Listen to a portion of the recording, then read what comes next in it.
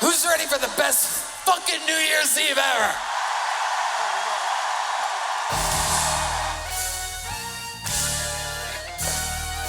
This is Redban coming to you live from an arena! This is the greatest fucking live comedy show in the history of comedy. Oh my God. In the new year, you don't like comedy, just leave it alone. Just leave it the fuck alone. Are you this two-dimensional character, you little bitch? Keep my man's name out your fucking mouth!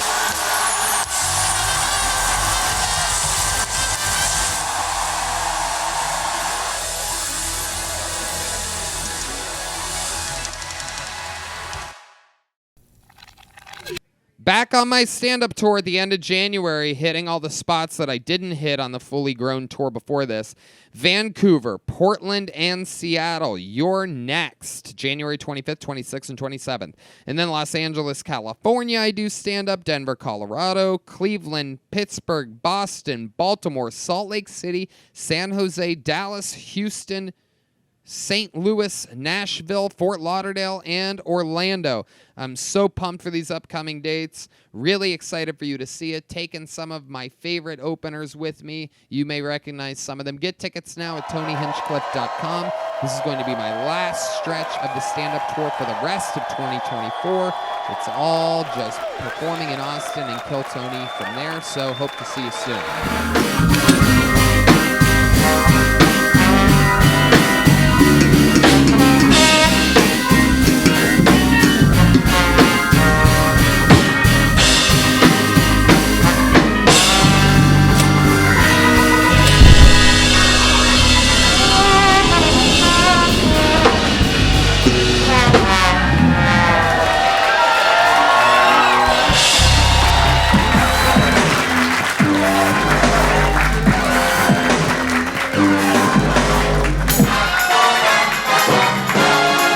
This is Redban coming to you live from the Comedy Mothership here in Austin, Texas for a brand new episode of Kill Tony. Give it up for Tony Hinchcliffe!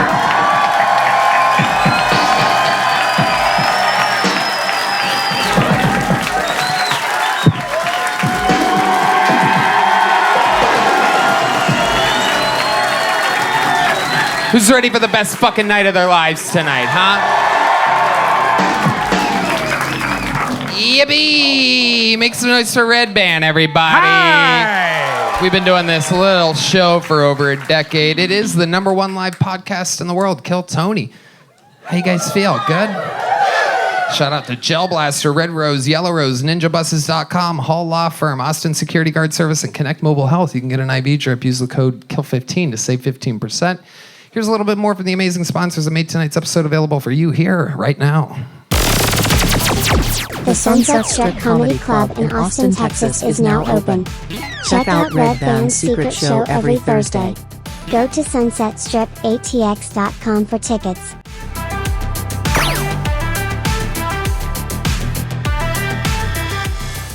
Hey y'all, going online without ExpressVPN is like changing while leaving your window wide open. You might not have anything to hide, but why give random creeps a chance to invade your privacy?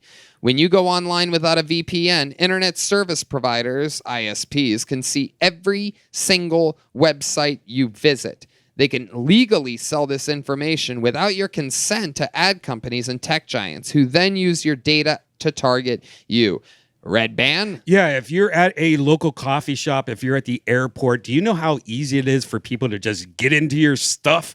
It's easy to use. No one can track you. Once you have that VPN in, it's like disguising yourself in front of a bunch of people wearing a mask. No one knows who you are. Browse more anonymously. When you use ExpressVPN, ISPs cannot see your online activity. Your identity is anonymized by a secure VPN server. Just fire up the app and click one button. It's super easy to use on all devices, phones, laptops, even routers, so everyone who shares your Wi-Fi can be protected. I love the fact that when I'm online, whether it's emailing with a future Kill Tony guest or paying a dumb bill or even ordering some local barbecue, ExpressVPN makes sure that it's for my eyes only. Secure your online activity by visiting expressvpn.com/killtony today. That's expressvpn.com/killtony, and you can get an extra 3 months free. expressvpn.com/killtony. You guys ready to start tonight's episode? You guys big fans of the show? How many of you have been big fans of the show for a long time? Well, you guys are in for a treat because this is the return, and it's been years, pre-pandemic, since we had this guy on as a guest, and he is one of the record holders for all-time guest appearances. And one of the all-time greats, someone who is in more than anything, on top of being nominated for an Emmy as an actor and so many great things he's been on, but truly, he is one of my favorite comedians on planet Earth, and a lot of your favorite comedians' favorite comedian. Ladies and gentlemen, make some noise for the return of one of my all-time favorites, the great and powerful Kirk Fox, everybody. Huge.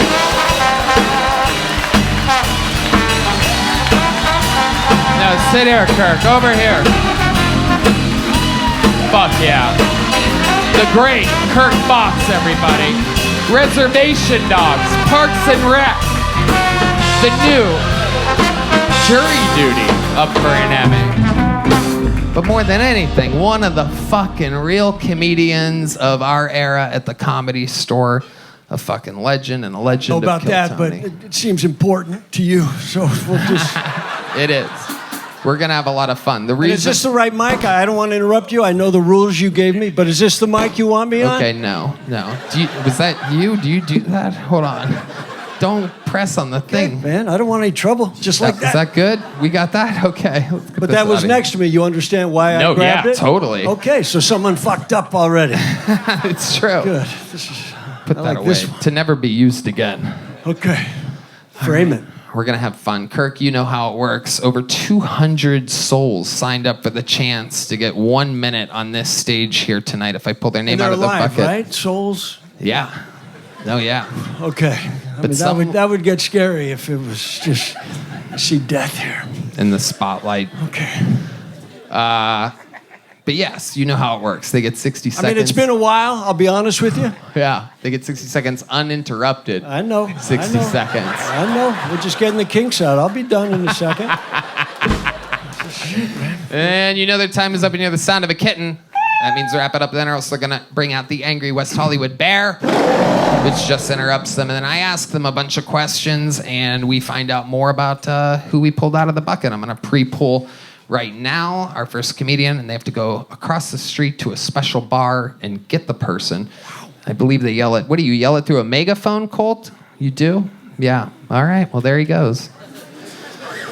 I didn't even know that. I've always wondered, like, why would someone just yell the name? You store them across the street? Is this what happens? Yeah.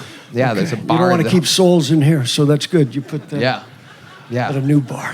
I'm with you, Tony. I take the humans to the bar. We keep the souls here. Okay. I like it. Anyway, I interview them. The whole thing's improvised. It's all crazy. You guys know where you're at. You guys ready to have a great fucking show tonight or what? Well, while they get that poor person from across the street, we're going to get the show started with a fucking legend of the show, everybody. You know him as a guy that used to live in his fucking van, and now I tell you, he's living his dreams. Ladies and gentlemen, I think you know the word. You guys know the words?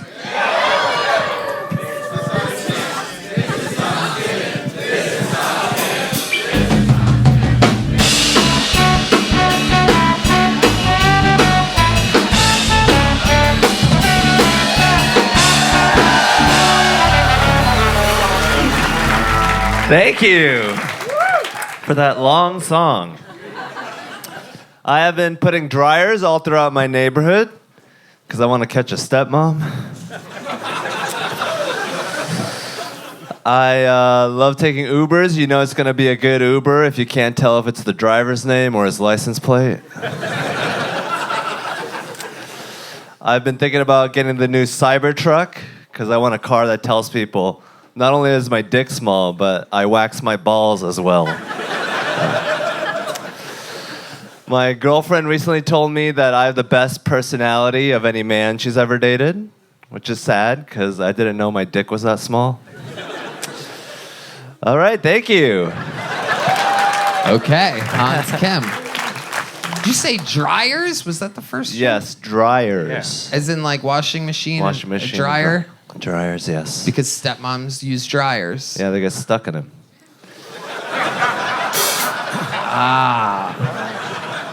Okay. It's a type of porn that he watches. Brian, I watch American porn, not the Japanese shit that you're into. Yeah, you guys have actually flip-flopped. It's like Tom Hanks and the little boy in the movie Big. You should be liking Japanese porn, and he should for sure like stepmoms caught in dryers, but the world works in mysterious ways. How you doing, Hans Kim? I'm doing fabulously. You know, my girlfriend's still white, and I'm still rich. Super likable. That could all change, so that's good. That could all change. A few of those. That dryer joke could change everything.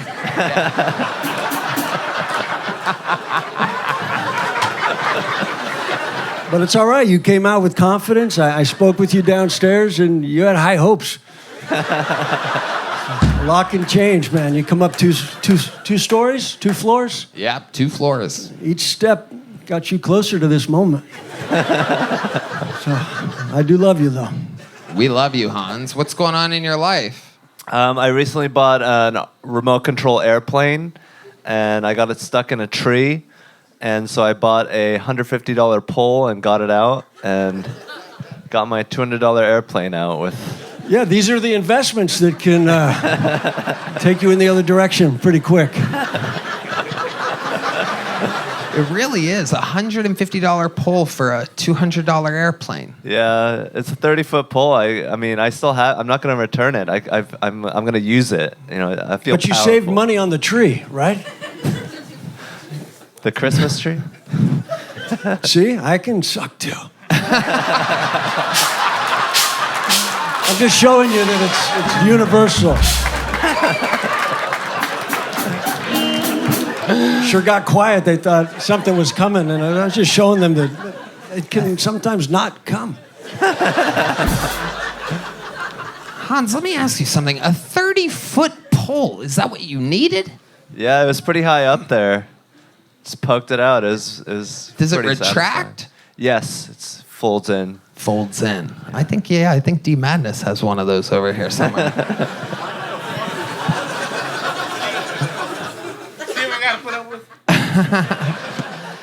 So you think you're going to use it in the future? Are you going to use it to mostly like talk shit? Like I wouldn't touch you with a 30-foot pole, and I know because I have a 30-foot pole. Yeah, I mean, my reach is unlimited. I mean, 30 foot, but... Yeah. I could touch a lot of things from far away. Well, that's going to help you when you're near the playground next time. You need to get a 31-foot restraining order is what they need from you. And did you get the plane out? Yes, poked it out, fell in the water, I dried it out. Wouldn't it have been great if we could do that to the planes during 9/11? Just fucking poke them out real quick so the whole thing didn't, like, if we just would have gotten rid of that jet fuel. You still can. There's pieces. I love it. So the plane falls down. Is it still working? Yes, but then I crashed it again and the front wheel caved in, so I'm going to return it and get a new one. Wow.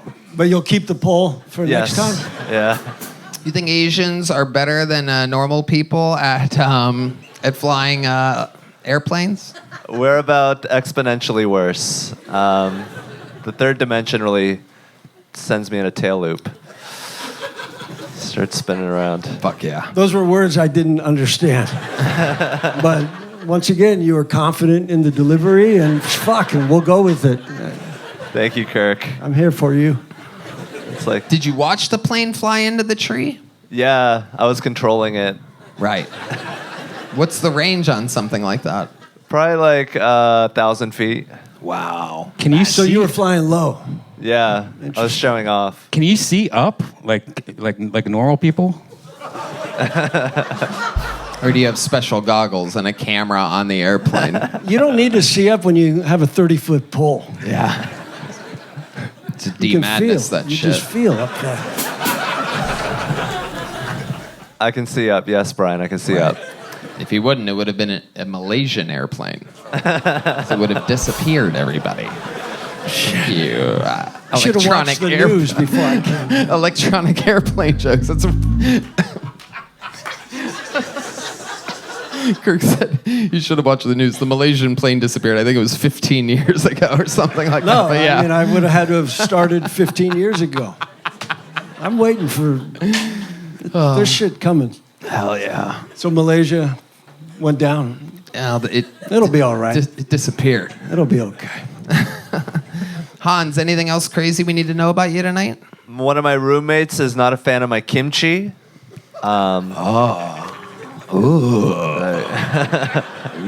that your girlfriend, Kimchi?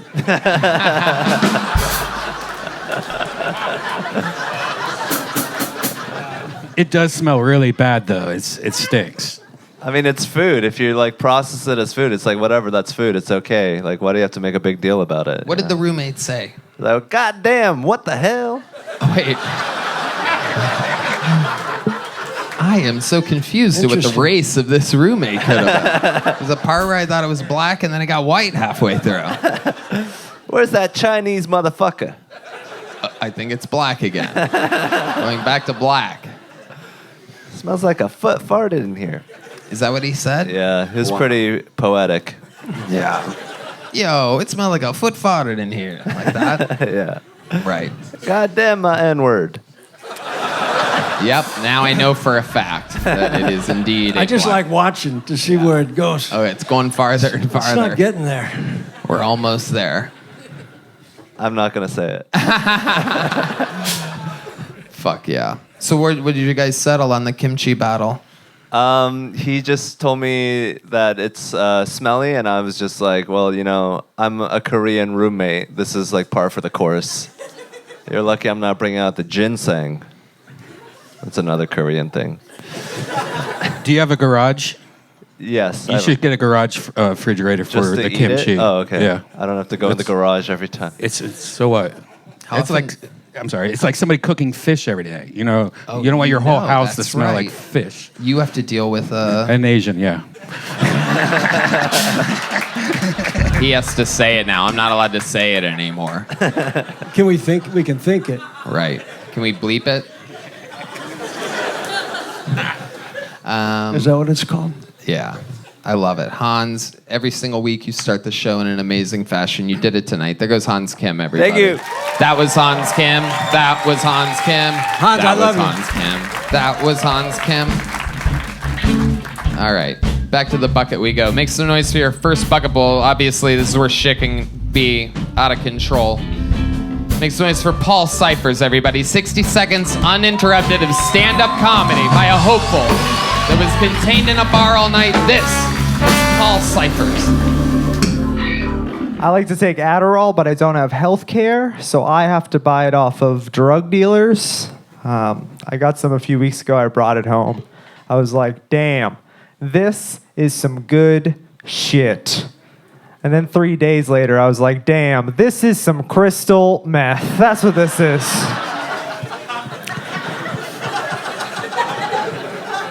This has been the worst year of my life. I'm glad it's ending. It started off pretty rough. Last year on New Year's Eve, I got hit by the same drunk driver 2 times. I was sitting in the passenger seat, and my dad punched me in both of my eyes. So that's what I get for trying to kiss him when the ball dropped. You know what I mean? I'm kind of tired. This morning I saved a woman from a train. I pushed her out of the way and let all those guys fuck me instead. So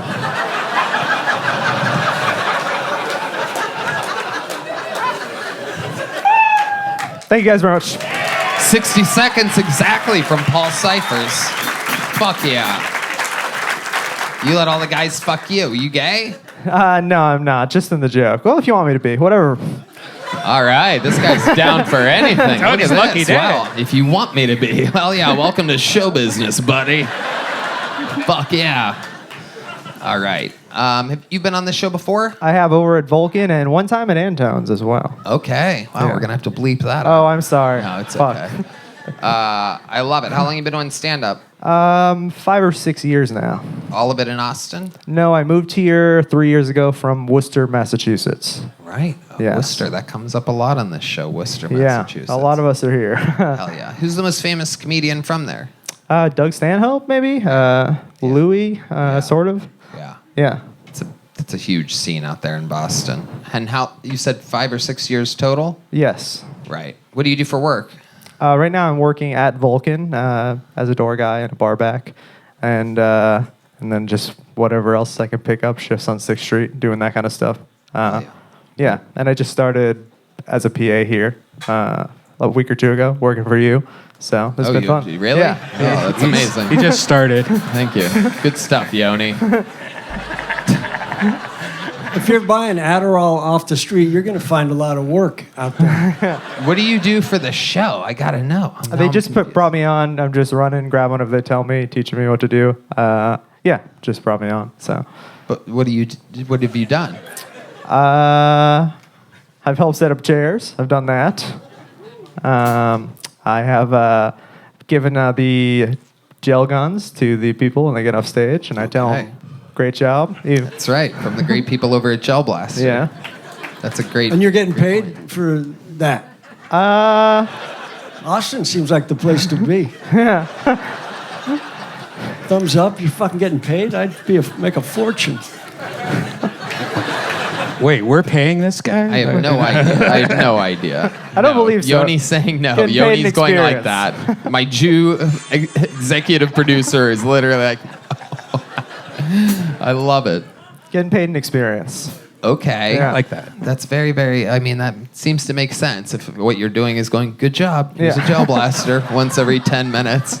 Seems like pretty much fucking nothing. Yeah, helping with sign-ups and stuff. Yeah. Yeah. Anything Are they you want to sure? Are you sure that you're supposed to be helping? do. Yeah. This guy's just an invader. Like, I've been one of your top young rising production assistants. You might know me as the fastest rising producer of chairs moving behind tables and gel blasters being handed out. I'm about to be the president of show business in minutes at this pace. And have you seen his thumb? He's got That two. is a strong thumbs up. I love it. So, Paul, tell us something interesting about your childhood. Oh, my childhood. Not much. I cried during Powder, the Pop Warner football a lot until my brothers played football for a long time, and I just cried so many times my family told me I shouldn't go back anymore. So, Do you cry now? well, my girlfriend just moved all of our stuff out of her apartment and left me a week ago, so I've been crying. I guess you didn't pull her chair out enough. Are you thinking what I'm thinking? I mean, I don't know, but I noticed something really interesting. Maybe hold your thought, because what I took from that, I don't know if anybody else noticed this, but you didn't say that your girlfriend broke up with you. You said, my girlfriend got her stuff and moved it out a week ago. No, she broke up with me too, yeah. Okay, Yeah. just making sure that Yeah. you know that. No, I know. You seemed really hopeful there for a second. The way I analyze that is like, well, she thinks she broke up with me. But no. She took all her shit, but she's just making room for more love. She took all of her shit and her human body, but her soul is with me. Do you think you could cry for us if we helped? Was there a song in particular that she loved or that she would play a lot? I don't think I could cry here. I'm in a pretty good mood Let me right ask now. you again. Was there a specific song that reminds you of her? I don't Come know. on. Maybe, yeah. I don't know. You don't know? I How don't long think- were you with her? I mean, I'm sure there's songs that remind me of her. I don't know if they'd make me cry, though, if they played That's them. not what I'm asking Okay. you. Sure. Let's take the cry thing Let's go separately with the out of song Everlong by Foo Fighters. That would make it. me... What are your thoughts when you think about Everlong from the Foo Fighters? What does it remind you of? A time with her? No, they're not just the lyrics of the song, you know. They're just, it's just a sad song in general, I guess. Wait, is that it? Can we get a spotlight on Paul? I'll play it, too, if you want. Keep fucking playing it. Don't stop. Now let's go through. Just look out there. Look at the want me big to sing? camera. Wait, are you trying to sing? Is that No, what I mean, I can try. I'm not good at it. Yeah, go sing. I've waited here for you. She might see this. Everlong. This could win her back. Tonight. Come on, you got this, Paul. I'll throw myself into out of her head, out of her head she sang.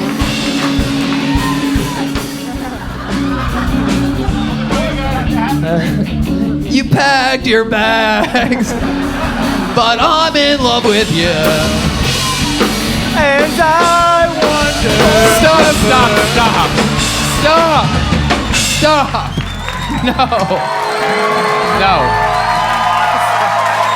No. I gotta tell you, wherever she packed up and went off to, she packed up again. She's going farther away. She's going the opposite direction. I don't know. She I went think to she's New coming- Jersey. I think she's coming back.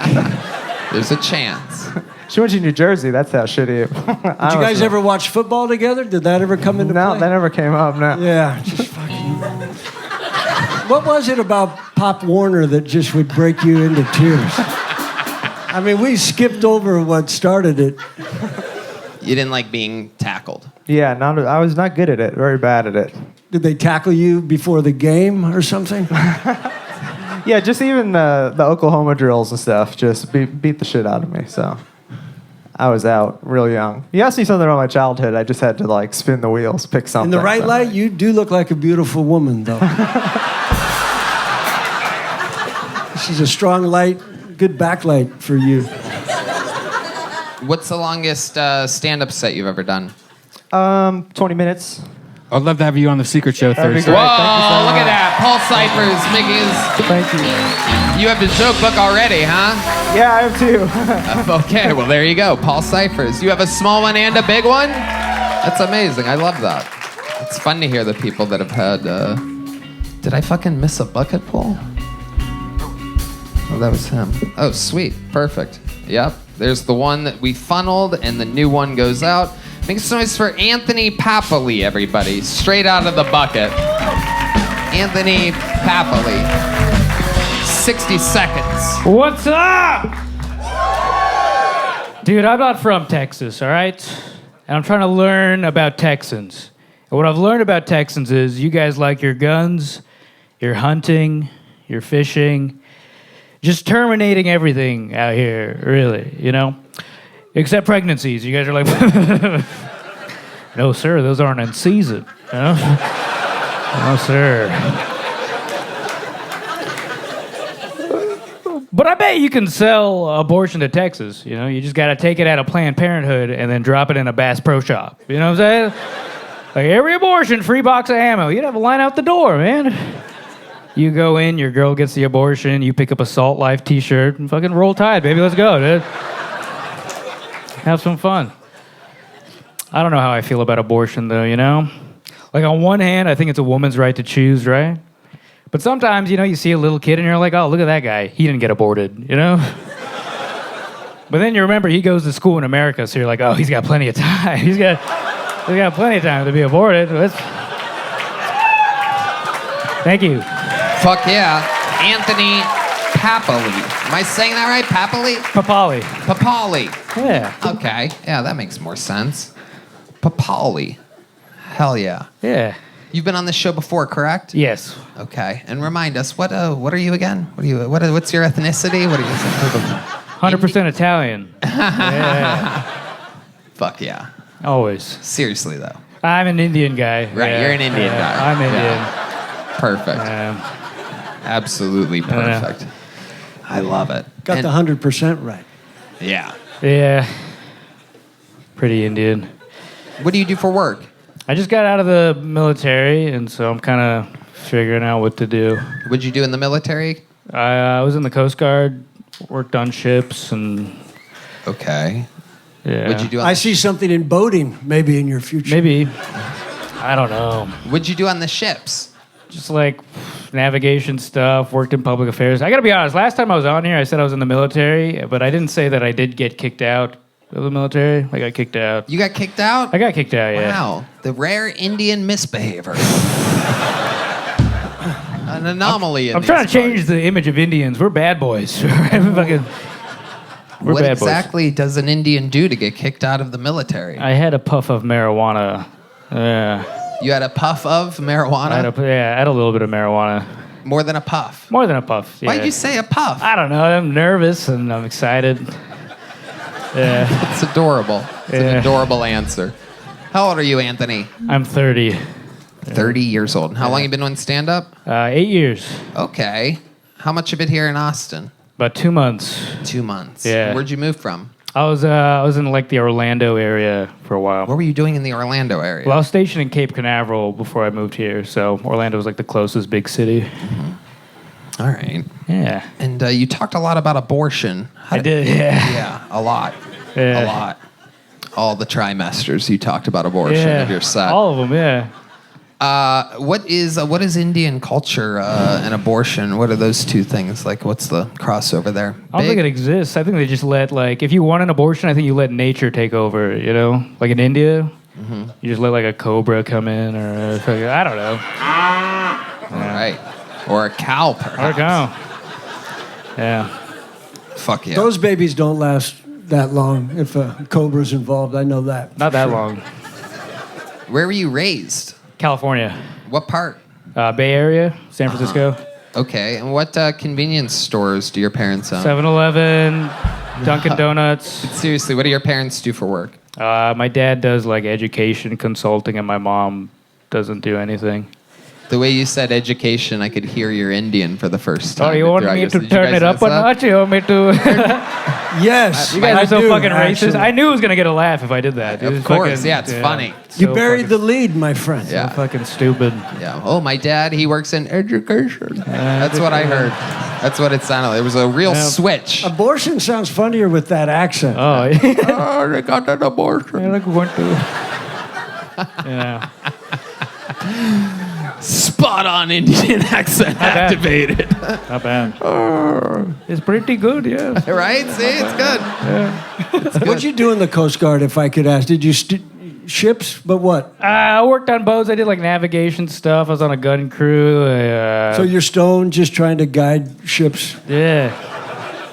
Good thing we haven't been at war for a while. Yeah. The ships are docked. They're docked. Okay. What's the most Indian thing about your Indian father? What's the most Indian thing about my Indian father?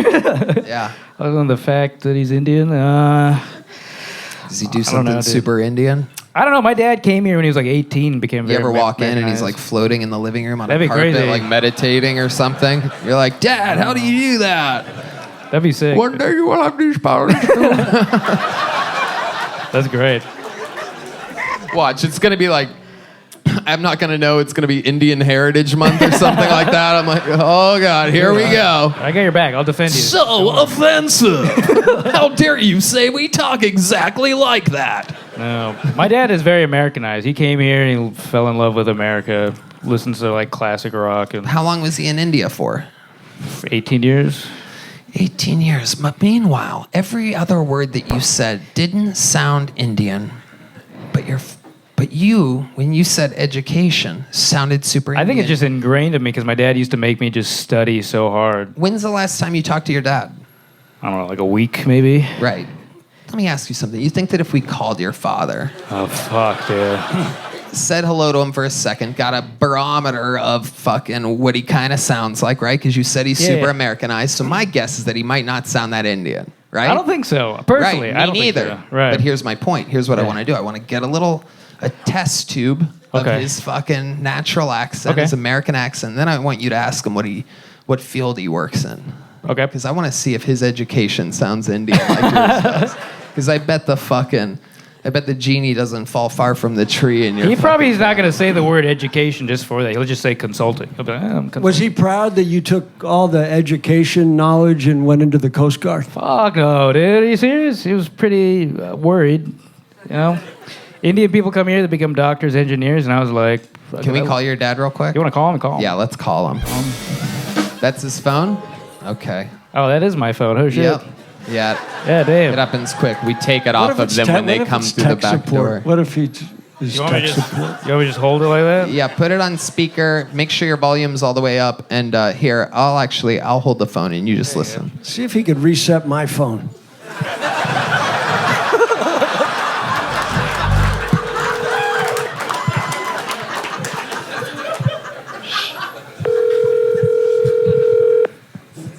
Don't tell him about the abortion jokes.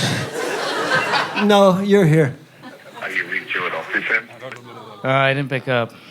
God damn it. I hope he's okay. Sure. It would have been so funny if the answering machine was like, hey guys, sorry I couldn't make it to the phone. Have a big day tomorrow working in. That's what I was shooting for, but I guess they're not going to find out tonight. Does your dad smoke weed? Sorry, Tony. Yeah, I think he does now. Right. Yeah. When you say now, you think he started long after you left the house and joined the military? You don't think he was smoking the whole time? I think he probably did when he was a teenager and then started once I left the house again. Why are you saying it like it's a hunch? I don't know, dude. I'm not sure. I don't know. I really don't know. Damn. We have so much to talk to this guy about. Something Next shady. My dad is shady. My dad. You're not telling us everything. Look, man, I got So fucking. you got kicked out of the Coast Guard, but was it just for weed or did you Just weed, honestly. steal Yeah. a missile? I'm a good guy. Hey guys, I'm a good person. I just like fucking smoked weed. Right. I love America. Okay, you're starting to sound like a terrorist. Very good. All right. Tony, make a note of his name and let's keep a track of this guy. Anthony Popper. Did you get a little joke book last time you were on? I got the big one last time. Yeah. Okay, well, there you go. Here's a little one. Oh, thank There you. you go. Anthony Popoli, everybody. Thank you. There he Thank you so goes. much. All right. On we go. Your next bucket pool goes by the name of Michael White, everybody. Michael White. You guys having fun out there, huh? He is Michael White. What's up, ATX? I'm from Corpus Christi, the city of Salinas. Mira, vacha. I live 2 hours away from Mexico, so my white privilege doesn't activate until I enter Hayes County. And there's not a lot of black people in my city for the police to harass, so I'm like the substitute teacher. I lived in the streets for 5 years because my stepdad didn't like me. Wigger oppression is real. I got my first car when I was 21. So after sleeping at bus stops and couch hopping in the projects for 4 years, I was able to live in my car until I got my own apartment. When I didn't have a car or when my car isn't working, I run errands on foot. If I walk far enough, CCPD will run up, illegally search me and check me for warrants, and they always say, it's because you match a description. So if you ever see anyone who still wears tall tees with a do-rag on top of his hat, call Crime Stoppers. They've been looking for that dude since I was 16 years old.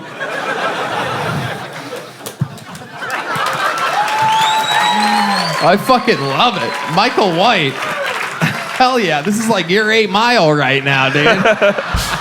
Somebody just told me that on TikTok. Yeah, I love it. When I was live outside. You only had one shot, and let me tell you, you did not miss your chance to blow. Yo. Yo. That's a good 8 Mile reference right there. Okay, so let's just jump right into it. What the fuck? I love it. Where are you from? Corpitos, mira, vacha. Okay, I'm not gonna... Corpus Christi. Okay, Corpus Christi. Yeah, the city of Selena. All right, yeah. I've been there. The lady that Cardi B is trying to be like. Oh shit, don't start any wars here, my friend. We got no beef here. Sorry, Cardi. All right, so let's talk about it, Michael. I have so much, by the way. I literally am so excited about this. I don't even know where to begin. So, are you aware that you have a scream mask tucked into some type of sideways baseball cap or something like that? Do you know what you're dressed like right now? Oh yeah, laundry day. I had to wear your mama muscle shirt. Strong ass bitch.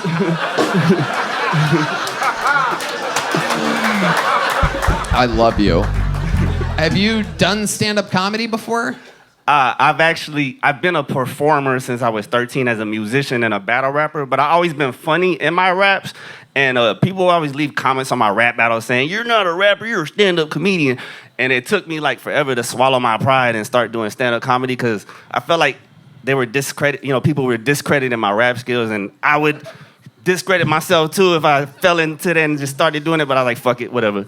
Right. You know what I mean? They were right. No, I love it. So how often have you tried stand-up then? I just started like a year and a half ago. That's when I started doing it. And you're doing a lot of it in Corpus Christi. Yeah. And I upload it to my TikTok and shit. I'm one of those type of comedians. I don't go to open mics and repeat the same shit every week. I record it, upload it, and then I come up with a new one, upload it. You just have a ton of really bad shit. You have a ton of shitty so content. This was new? If you make me a regular, I'll always have something new. Well, no. I don't know. Stop it. Yeah, Stop. okay. Yeah. It's crazy people trying to sabotage. Fucking do it. You haters.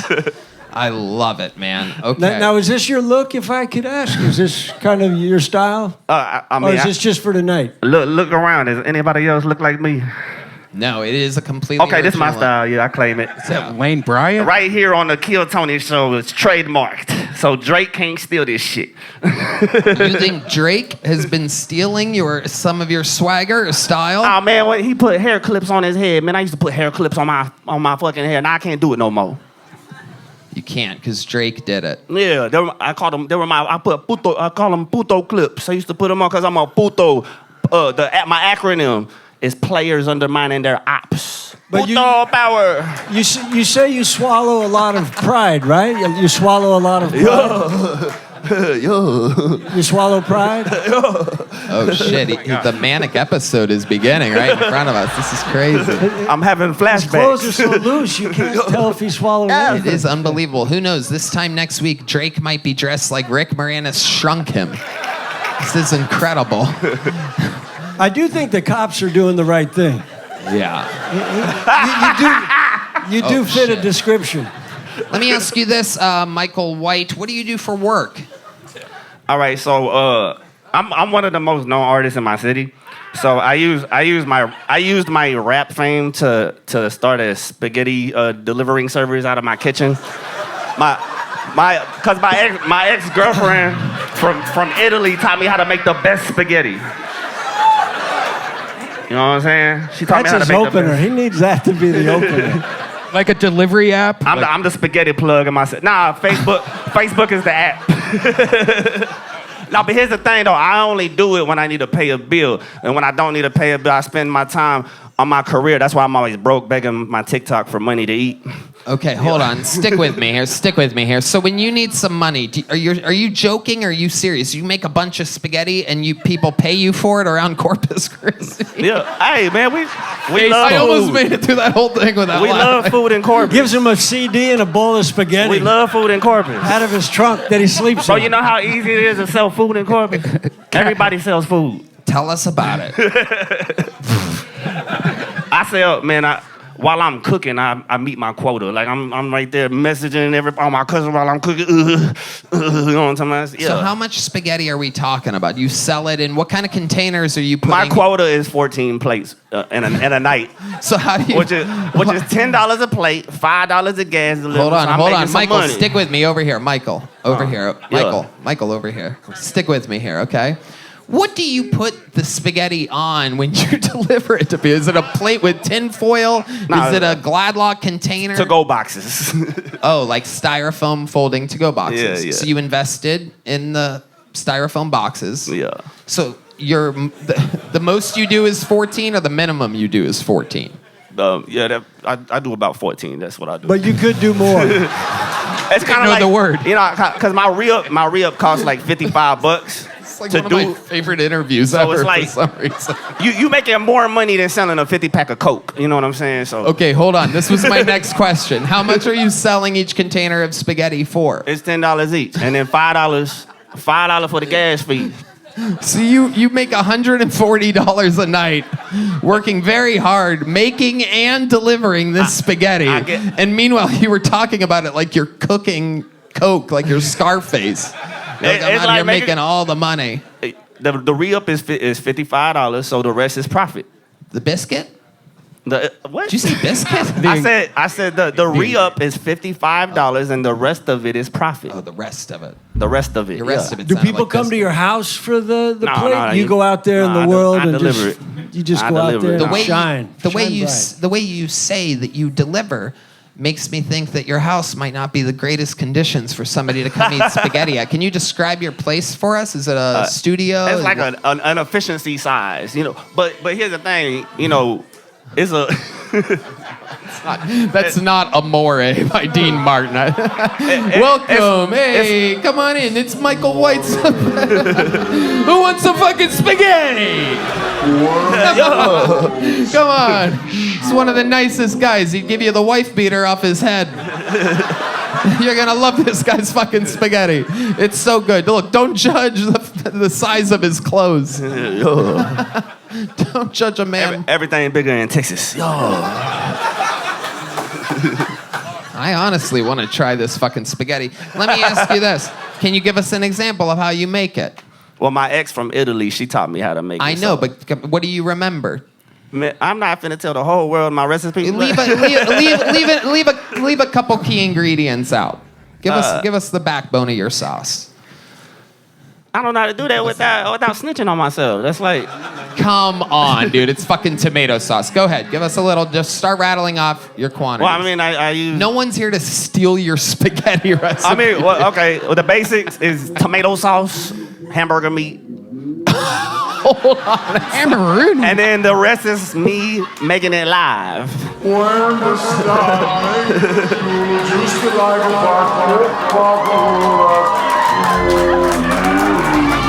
I'm gonna fucking die. Hey, dude. wait. Why'd So your basically, your tomato ex sauce leave you? and hamburger Why would she meat. leave you? Why would your fucking ex leave a guy who's making spaghetti? Man, no, I left. Is she a waitress? No, I left her, man. She was crazy.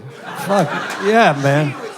I got 2 scars on my face because of her. Yeah. What did she do? She forked you? Man, Making spaghetti? You know how women are, man. They don't know how to lose a conversation. What'd she do to your face? Man, she would, whenever we be talking, and if I happen to be winning, just nails come out of nowhere. Did she have to call you chef? Unbelievable. Okay, but seriously though, you said tomato sauce and hamburger. Tony, why do you look like you sing the Star Spangled Banner, the old version? I don't know why I look like that. Why? I don't know, but I feel like if I wanted you to suck my dick, you wouldn't do it because you're racist. Holy shit, there's a lot to unpack in such a short. You used a good economy of words there. I don't know which part to figure out first. He confused you with food talk. Yeah. Unbelievable. It was a slow burn. I'm sorry, I'm hangry. I need some spaghetti. How much spaghetti do you eat? Is that pretty much your whole thing? Like I said, I only do it when I need to pay a bill. When I don't need to pay bills, I focus on my career as an entertainer. That's why I'm always broke. You should make 15 plates and keep one for yourself. And I beg my TikTok for money to feed me. You are such a fucking interesting person to me, but I do want to hear some of this rapping before you leave. What kind of? All right. Tell them what kind of beat you want or whatever. Look at Michael. All right. Fucking... I do my song, my ADHD. Go. Make the beat like this. Boom, boom, boom, boom, boom, boom, boom, boom, boom, boom, boom, boom, boom, boom, boom, boom, boom, boom. Boom, boom, boom, boom. All right. Boom, boom, boom, boom. All right, do the fucking thing. I don't smoke smoke a dream, but I don't be knocking people that do. I'm just saying, wee, my ADHD is all I need. Look at me, my ADHD is all I need. I don't smoke a dream, but I don't be knocking people that do. I'm just saying, wee, my ADHD is all I need. Look at me, my ADHD is all I need. Getting ready to hit the club with my partner so they can get their drink on. And I'm the designated driver, so I gotta get my thing on. I ain't even tripping though, I don't even be drinking, bro. I just love spitting flows, making money and hitting. I'm a sober motherfucker, but I be acting like I'm on it. Got my ADHD on full speed, supersonics. Hand me an unsweet tea so I can add my own sugar. Go live in the paint, bouncing off the wall like a Ruger. Full of ricochet like PMC. Hold up, man, everybody in the club thinking I'm on EXO. But it's just me, I'm from the street, I'm naturally ghetto. Or maybe come mama had me taking Ritalin since I was 5. Till I was old enough to not take it no more. Now I'm allowed to be 5. Now I'm allowed to go live and live in my childhood one more time. Like what? I'ma gon' put it down like a millionaire, like Slim Thug. I don't smoke a drink, but I don't be knocking people that do. I'm just saying, wee, my ADHD is all I need. Look at me, my ADHD is all I need. All right, wow. That was actually fucking pretty goddamn interesting. But I want to be a stand-up comedian, so... No, it's not gonna work out, buddy, but you're a hell of an interview, and that was fantastic. Your set, absolutely god-awful, let there be no question. However, I find you so entertaining, you still get a big joke book and a big gel blaster. So there he goes, Michael White, everybody. The Kill Tony debut of Michael White, proof that anybody can fucking get pulled out of the bucket. We have very low standards here on Kill Tony. That turned around, man. That turned around. Literally, the people that walk the line of absolute anything can happen. But the recipe, not bad. It's simple. So it's basically sauce, hamburger meat, and magic. Like, what? Hamburger meat. I love the words. The words hamburger meat say so much about what that sauce has to be like. They didn't call it beef. Specifically hamburger meat. He knows what works, man. You never know what we'll find out of the bucket. We once found this guy out of the bucket. Now he's a goddamn superstar. One of our best regulars ever. Make some noise for the great Cam Patterson, everybody.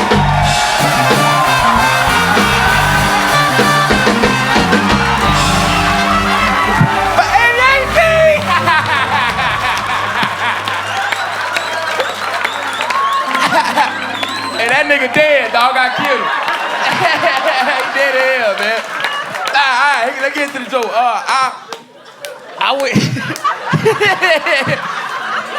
I went surfing for the first time a couple days ago. I did not like it because I can't swim that good. Well, I can swim very good for a black guy. You know what I'm saying? I can dog it paddle my ass off. But y'all motherfuckers got me beat. You know what I'm saying? And the dude I was surfing with, he was gay. Or maybe I thought he was gay. He was gay as hell, dog. You know what I'm saying? And we was in the ocean, and I thought he wanted to fuck me, so I was scared. And he just kept saying like nice shit, like, "Oh, you look so good in that wetsuit. You like a real good swimmer. I like you trying to fuck me, sir. This is terrifying." And then at one point, we seen like this beautiful ass sunset. The sunset was beautiful, dog. Like it was nice. And then I looked at him, he looked at me, and then we kissed. Now I'm playing. Listen, nah, I'm joking. No, I saw that beautiful ass sunset, bro. I'm like, damn, but this shit is beautiful. Then he looked at me and was like, it is beautiful. It kind of looked like heaven. And I was like, yeah, it do. And then he went, if heaven was a real thing, and I got scared. Cause I don't want to be in the ocean with no atheist thinking that's crazy. You feel what I'm saying? You don't even believe in miracles, bitch. That's insane. Like, I'm dying, and I'm like, oh, God, help me. Nobody's coming to save you, nigga. Nobody finna save you. I had my time. Fuck yeah, Cam Patterson, the new minute 22 seconds. For real? Yeah. Oh, with the do-rag shit. But 88, yeah. That nigga, I like that nigga, man. He cool. That was... I probably got hepatitis or something now with this goddamn do-rag on my head. Worth it for that laugh. Worth it for that laugh, my friend. That was very surprising, especially since he thought Drake was going to steal from him. It took a matter of seconds for Cam Patterson, of all people. Give me a do-rag, nigga. I don't know. I don't think that's a don't rag. Nah, that's what that is. This shit not safe, I'll tell you that, man. There's a brown spot on it. Yeah.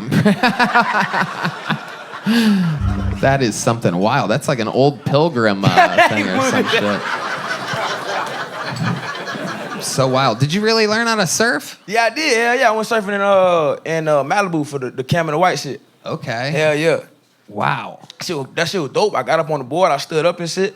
That nigga really was. I think that nigga was trying to fuck me. That was pretty scary. Yeah. Hell yeah. Interesting. So And you fun. were able to stand up on the board on the wave? Yeah, I'm like athletic as fuck, dog. Right.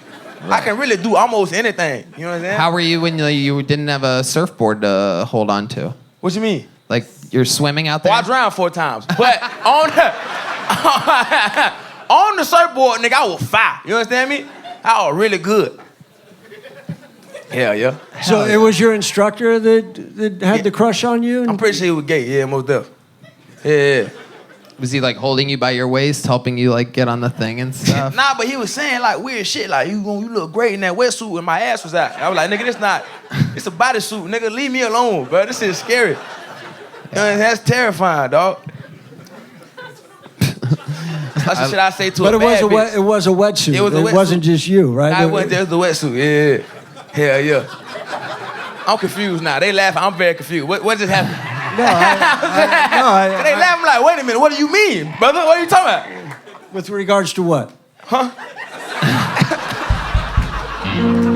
What else is going on in your world, Cam? Oh, we just did them shows in Florida. We're back home and shit. Was epic. Hell Massive venues in Florida with a lot of your family. Yeah, a lot of my family came. My best friend came. My brother came. That is true. I got to meet one of your real best friends from the streets. I mean, full on ankle bracelet, probation. I mean, straight up.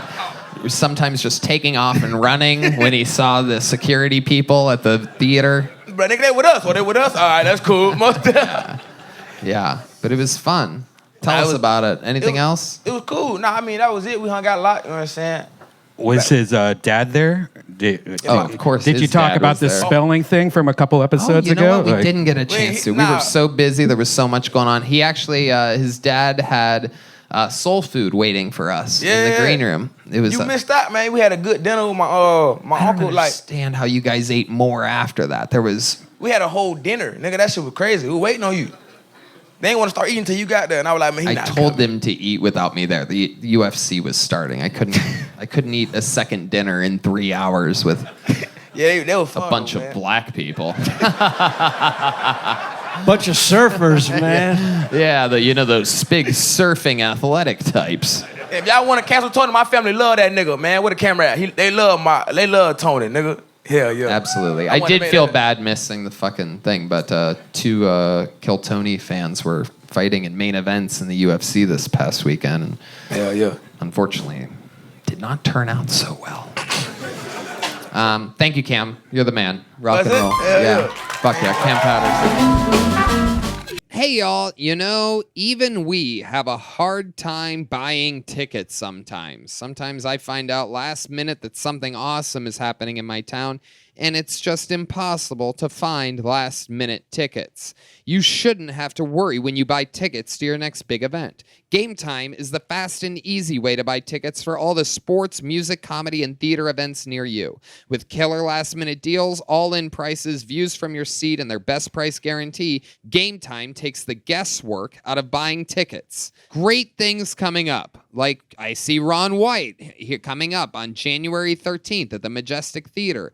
Ooh la la, some big basketball games. Ooh, some great theater as well. You could see Wicked. Oh, I'm into that because you know how I am. A Redban. You can get last minute tickets, flash deals, zone deals. It's easy to find and buy tickets for every kind of event in your area. You also get views from all the seats. So like if you get a ticket, you can see what the stage looks like from your seat. It's the lowest price guaranteed. And if there's an event cancellation, you get loss protection, all that stuff included.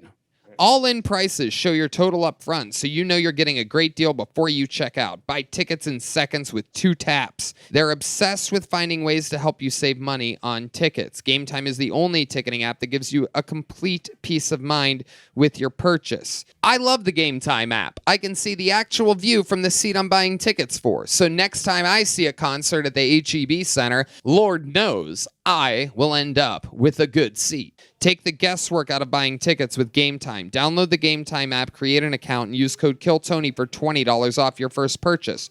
Terms apply. Again, create an account and redeem code KILLTONY for $20 off. Download Game Time today. Last minute tickets, lowest price, guaranteed. All right. You guys having fun out there? How many of you like it when people do good on this show? How many of you like it when people do bad on this show? Wow, ruthless.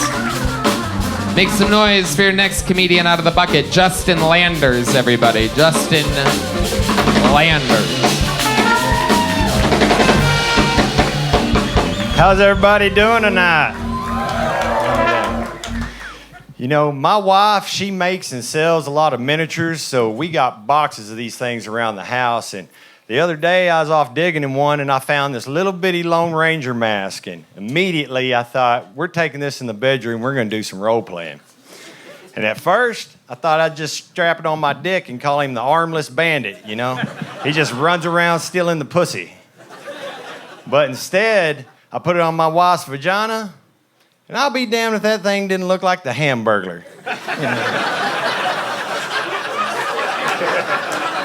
So I shoved a French fry in it, and now she won't role play anymore. Now, when I told my wife that joke, she goes, "You better not tell that shit on stage." And I go, "Why not?" She goes, "Because I don't want a bunch of people thinking my pussy looks like a hamburger." I thought, well, they all kind of look like hamburgers. Some of them are double meat with lip lettuce. I tell you what, I'll take mine with no pickles. She goes, "I'll tell you what, you can take your no pickles and go fuck yourself." My name is Justin Landers. Thank y'all for playing along. All right, Justin Landers with a minute. Fuck yeah. Hello, Justin. How long you been doing stand-up? A year. A year. Where at? What Up trailer in- park exactly are you doing stand-up at? Washington State's where I started. Washington State, out there in the fucking real country, the Greenlands. Euphrasia? Euphrasia? No, we were from Centralia is where I can. Centralia. Fuck yeah. How big were the audiences that you were It's the performing? Worcester of the North. Yeah. They were probably 30, 40 people. 30 or 40 people. I love it. And was that the type of material you were doing? Talking about the miniatures and whatnot? Yeah. What is exactly like a miniature, like collective item? No, like miniatures, like dollhouse. Yeah, talk right into the There we tip of go. that. She makes like dollhouse furniture, food for dollhouses, and so we just got these boxes of miniatures all All over right, the and you're house. still up there in the country of Washington? No, we live in Bastrop now. Okay. What are you doing for work? I'm a welder fabricator. Okay, hell yeah. That's it. With miniatures or bigger houses?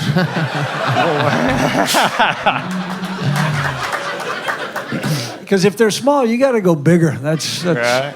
Just let your wife know that that's where the money is. Maybe. That's just soldering when it's that small. So you're out there welding. What else about you? What do you do for fun? Well, anymore, I haul my son around to rodeos. He rides bulls, and Okay. I did that for about How old's 15 your years. son? 16. 16. And how long did you ride bulls for? I rode bulls for about 15 years. Wow, look at that. Anything crazy? Big ones or little? Big ones.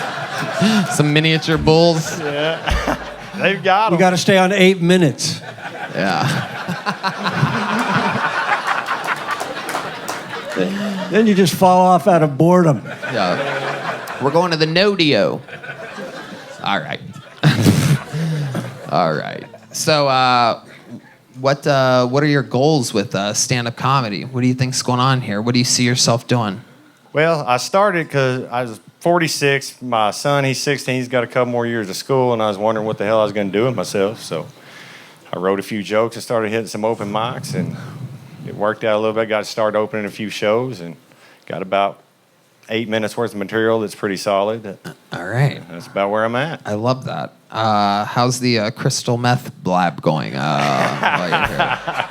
Have you ever tried to? What's the most hillbilly thing about you? Because I know what people from Eastern Washington are like. We have some friends, the great and powerful Davey Wester, who has cerebral palsy and always has a big lip of tobacco, and it's leaking out of his face. How are you?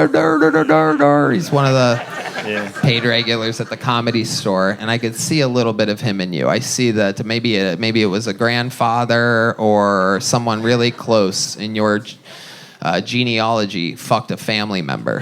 That's what they probably do true. there. That's Tell the probably people that true. I'm not making this up. That is what it's like. It's basically, as you could tell, Billy Bum Thornton here looks like one of the fucking half a devil's reject. There you go. Look like the Purgatory Reject or something like that. Damn. All right. So what's something white trash about you? Something white trash about me? Well, I've lived in trailer parks. I sound like this. And that's one of the big ones for sure. Yeah. And I've been poor and broke most of my life, so there you go. Hell yeah. I love it. How do you, what do you do for fun when you're not doing stand-up? Or not since your rodeo days are behind you? Oh, anymore. I just hang out with my wife and my kids mostly. How long you been with your wife? 17 years. Wow. What is it? How do you stay erect while fucking her after 17 years? Is there something you imagine? Is there something about her that drives you crazy? I'm interested in No, those she 17. still works for me, and she's all good. Yeah. She works for you. So the role play, that was just something you were trying? Yeah. That wasn't... Well, I seen The Mask. Yeah, do something, right? Do you ever are you ever so sick of fucking your wife that you use the welder's mask when you're fucking her? No, but I put on a pair of chaps before, so. Whoa. Hey, that's a normal Wednesday night for me. You know what I mean? Yeah. All right. Dude, you might get some more noises out of her if you brought a blowtorch into the bedroom. Yeah. That's a big Washington angle. Yeah. Oh, here she is right now. His thank you lovely so wife. much. There she is. Thank you. All right, Justin. Well, hell yeah. We have another one, right? I feel like there's something more, though. I feel like there's something I'm missing about you here. You ever almost die or save anybody's life or anything like that? Yeah, I've almost died several times. Let's hear about some of those. That's what I'm kind of wanting to... They were all bull riding stuff. I got jerked down so hard one time when the bull hit me on the end of the chin, the back of my head slapped the middle of my back. Hold on, I'm hard as a rock right now. You have to slow down. You almost made me come in my pants just then. I'm sorry, because on this show, I'm gay, everybody. You remind me of me if I did something really bad once. You look like I could have gone that angle. Yep, 100%. That was you trying crystal meth one time. Could have fucked Parks and Rec or meth. Yeah. Parks and Rec or Parks and Meth? Parks and Meth. Meth in a park. You ever do a crazy drug? You seem like you maybe have skipped the hard stuff and just gone straight to sniffing like a normally legal substance. No, I've tried a little bit of everything, but anymore I narrow it down to, hallucinogens and weed like everybody else. But yeah. I've got a lot of fans out there. Woo! I love it. So is glue involved with miniatures? Miniatures, no glue? No, not for me. No Elmer's or just Elmer, a neighbor? Just Tester's model glue, huh? Rubber cement? Not for me. Keyboard cleaner? Computer keyboard cleaner? These are all really white trash drugs you're throwing at me, huh? God damn. Fuck, I don't know what led us to even go down that road.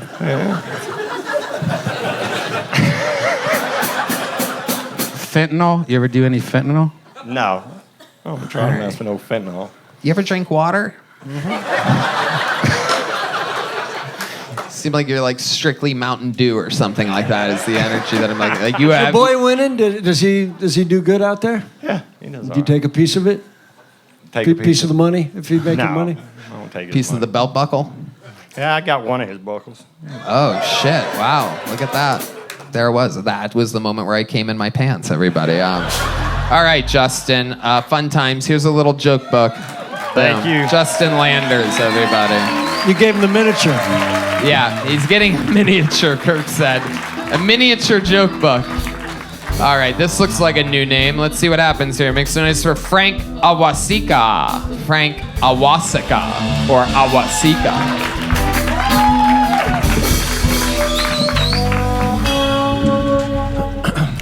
Yeah. So when I was younger, I used to have a lot of trouble talking to pretty girls. To my uncle, he told me, they're just living, breathing, shitting human beings, just like you. But now every time I talk to a woman, I picture them taking a shit.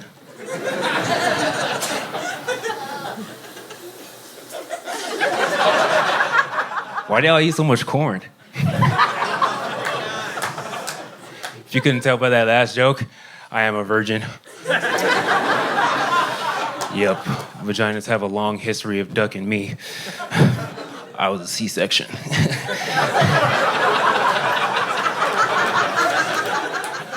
Yeah, I joke about it now, but I'll tell you what. That one hurts me the most. I was trying to get into that pussy for like 9 months.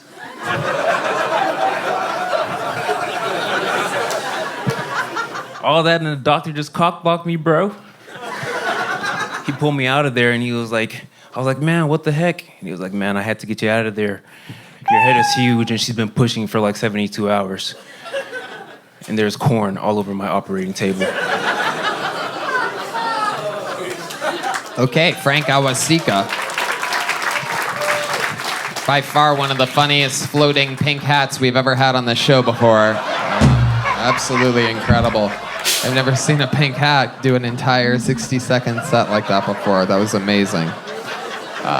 Frank, welcome. How long you been doing stand-up? A few years now. Okay, where at? Mostly here in Austin. Here in Austin. Is this where you're born and raised? No, I was born and raised in Houston, Texas. Houston, Texas. Hell yeah. A lot of fans of Houston here. Are you really a virgin? Yes and no. Can you give us an explanation on exactly what you mean? Okay. At the time of writing the joke, whenever people ask me that question, I kind of sideways it, right? Because the term virgin is a social construct, I guess you could say. So whenever you guys ask me about it, you're talking about like, oh, has he been in some punani? But whenever I say I'm a virgin, I'm talking about alcohol. Like I don't drink alcohol. Wait, what? I'm a virgin to alcohol. At least when I wrote that joke. Yeah, that's... Wait, what? What the fuck just happened? Yeah, that's crazy. You admitted to a totally different thing that had nothing to do with the C-section. No. So have you been inside of a woman or a man or anything before? Are you a virgin? These are real personal questions you're asking me, Tony. Hell yeah. I don't know what Comedy's show you thought you personal, man. signed up for, but you're in it. It's not all corn and games. Yeah, exactly. This is the real deal. I mean, you mentioned it. You talked about it during your set, so I'm just going back to try to figure out Tony. what else we could talk about. I've been in some pussy, yeah. Hell yeah. How old are you? I'm 26. 26 years old. What do you do for work? I fuck pussy. Well, there's many twists and turns. I've recently had a change of occupations, and right now, my main source of income is poker. Poker? Yeah. Okay. But it's also my main source of debt, so. What are we talking about? How much do you spend, or how many hours do you spend playing poker? Too much. Maybe like 7-8 hours a day. A day. So you're online. Most of the time. Right. So wow, that's your. Even talking to him, he doesn't want to tell you what he has. Right. Yeah. I don't like to give out personal information. You're keeping your cards very close to your chest. Hey, that's good for comedy. You're gonna go places. Yeah. Hold it all in and make up shit. Make him guess. Make him figure out my joke on the river. Yeah. Yeah. I love it. So tell us more about you. What can you talk about, Frank Awasika? What do you do for fun? Tell us more about Frank. I like to play... What do I like to do for fun? Hold on. Huh? Last time you asked me this question, right? You've been on this show before. Yeah. Oh, you have a big joke book. Wow. How do I not remember you? What's under the pink hat? Okay, yeah. He won that in a poker game. I like to play basketball. What? What? I like to play basketball. Why'd you look at your... You wrote it down to remember that. Wait, let me see what I like to play. Fucking basketball. I'm a basketball player, my friend. Frank, you're an interesting character. Yeah, I try to be. So what? I asked you what you do, but I feel like we got off track. You switched occupations. What is it now? Poker. And what was it then? You said you switched occupations. Well, I didn't switch. I got into at my last job. I got into a bit of an altercation. Okay, tell us about that. Okay. So, all right. So it's a not that serious. It's a wee bit of a. Just tell us the story. We'll decide if it's serious and everything else. All right, What happened? So Where were you at? What kind of job was this? I'm waiting these tables, right? And a waiter at a restaurant. A middle-aged woman comes in. She has short hair, a business suit. Karen. Karen, you could say that. She looks kind of like Jamie Lee Curtis, but imagine she always had a rock in her shoe. Yeah, she comes in and everything's all right, right? She's wearing a suit. I'm like, all right, you can have a seat. And everything's normal, it's business casual. And she orders a lobster, and great choice because the tip on that is like $8 at the time. So, I'm already liking her. The tip on that is like $8. And then, okay, long story short, I get her the food. Why's that funny? Never thought I'd miss miniatures. Fuck. Long story. Okay, so we get her the food, right? And not even 10 minutes goes by, and it's gone by. She's not even 10 minutes goes by, and then she's like, "Excuse me, right? I have to go." She's like, "I'd like to check," and I was like, "Oh, I hope everything's okay." She's like, "Yeah, no, I just have to get out of here." Damn it! Yeah, keep going. So, she's like, "Yeah, no, I just have to get out of here." And I was like, "Okay, well, I can get you a doggy bag." She's like, "No, it's okay. I'm not gonna finish it." You called it a doggy bag or a to-go box? Doggy bag. Okay, all right. You're going down treacherous territories here. Go ahead. And she goes, "No. It's okay. I would just like to check." So I slapped her across the face. Really? I said, "You got to get your shit together, Sharon.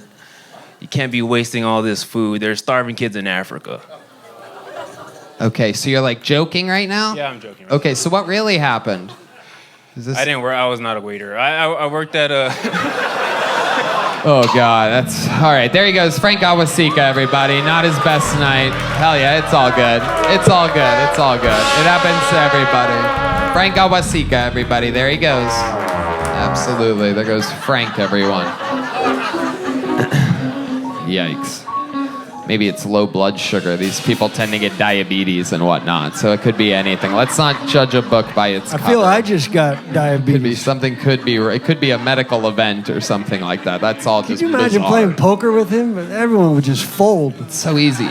If you're in the interview part of this show, all you have to do is answer the questions honestly, and you can end up looking good. But yikes, whatever that was. All right. Make some noise for your next bucket pull. You guys said you like it when people do bad, so I don't feel bad for you guys at all. Your next bucket pull, anything can happen. This looks like a new name, one-word name. We love those. Make some noise for Chen, everybody. Let's see what happens with Chen. The Kill Tony debut, I do believe, of Chen. It is indeed Chen, everybody.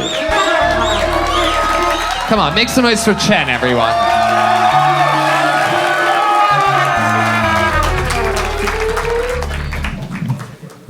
Hello. So, Christmas is upon us. It's a season for gifts. And, Jesus too, right? And so then you have to think about the different kind of gifts that we get. And, the one gift that always irked me was something like the gift of life, because the person who mentions it usually follows it up with what you owe them. When you go to church, they talk about the gift of life. When you go visit your mom, she's like, "I gave you the gift of life, so you owe me." But the thing with these kind of gifts is I didn't ask for it. I'm just given it, and by the time I'm already here, it's already too late. So, I don't know. And so gifts are these kind of things. Okay, Chen, everybody. Absolutely. All right, let's talk about it, Chen. Fuck yeah. Okay. I love it. You are are you an Asian woman? What's going on here exactly? I don't know exactly.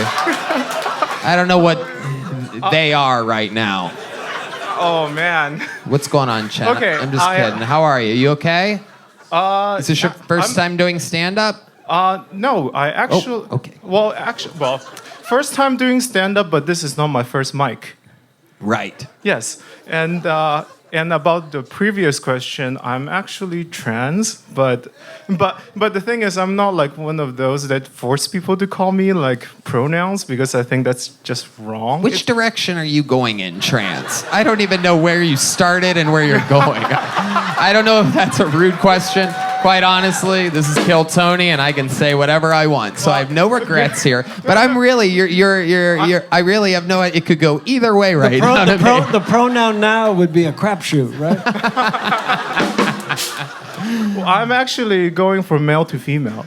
Okay, male to female. Beautiful, beautiful. I love it. It's stunning. No, it's great. Oh, you're very pretty. It is. It's amazing. Well, you're on the Absolutely. right track. Redban is 2 shots of tequila away from fucking the shit out. I mean, the beer goggles are really helping around this scene, actually. I love it. So, Chen, that's great. This is all good to find out. I love it. So, when did you realize that you were a woman, or feel like you were a woman? When did that start? How old are you? Right now, I'm 32, actually. 32. So, when does it start for you? When I was young, it's not. So, okay. This is one of those really weird ones because when you look at people who became trans, a lot of times it's people who strongly want to be a woman when they first started out. But I'm not like that. It's more like, first of all, like I'm okay with being a boy, but I don't want to be a man. And you're okay with being a boy, but you don't want to be a man. Yes. Right. Are you sure you're on the right track? Well, and also, I don't have the desire to dominate things either. In fact, I'm actually submissive, but that's another topic. Ooh, Redban. Look how excited Redban is. Submissive? And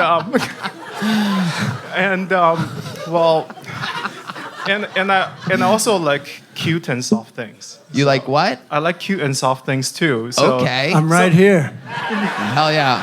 And I think we're all about as soft as it gets right now.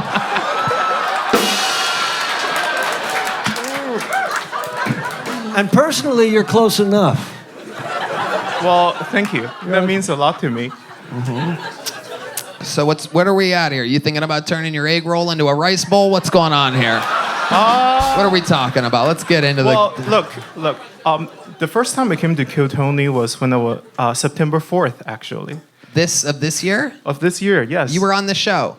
No, I was in the audience. Oh, I was gonna say your transition's going really well because I do not remember you at all. September 4th, you were in the audience. Yes, and it captivated me, and I'm here for the violence. So don't go easy on me. Okay, all right.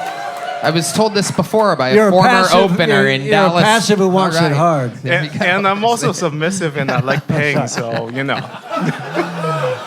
Okay, back to submissive. You're really pushing this. You're basically using the show as a dating app right now. I love it. So you started your set with hello, hello. Is that a trademark, do you think, moving forward?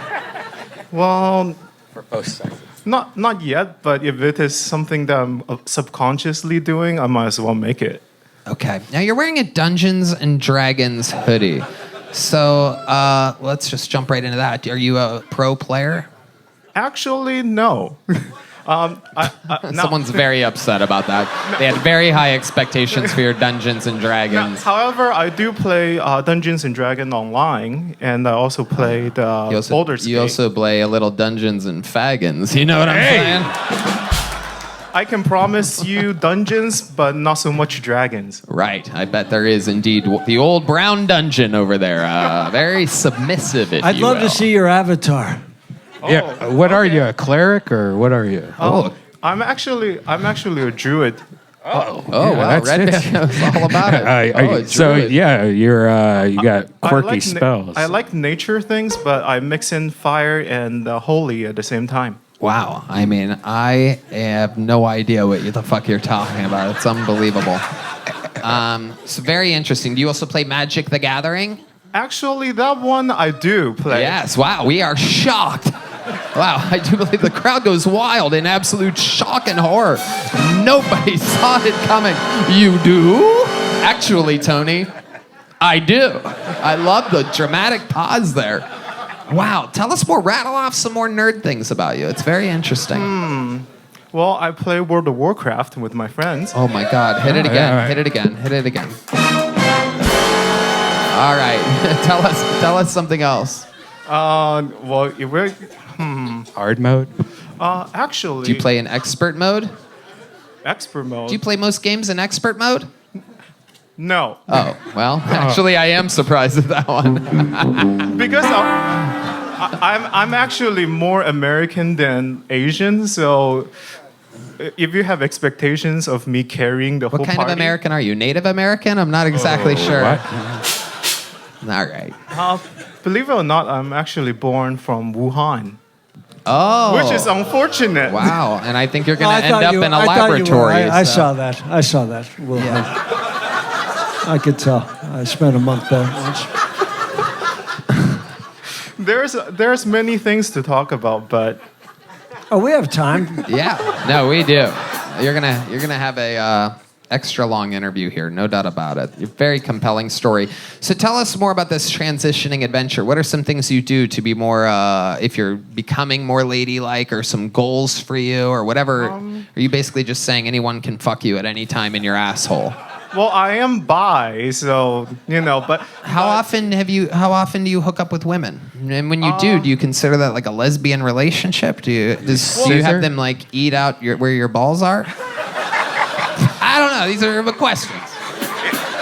Welcome to Texas. This is figuring out trans in Texas. So Tony, trans Texas Tony, Triple T. So, actually, I only been with one woman before. One woman. I like how you use plural there. I don't believe you. I've only been with one woman.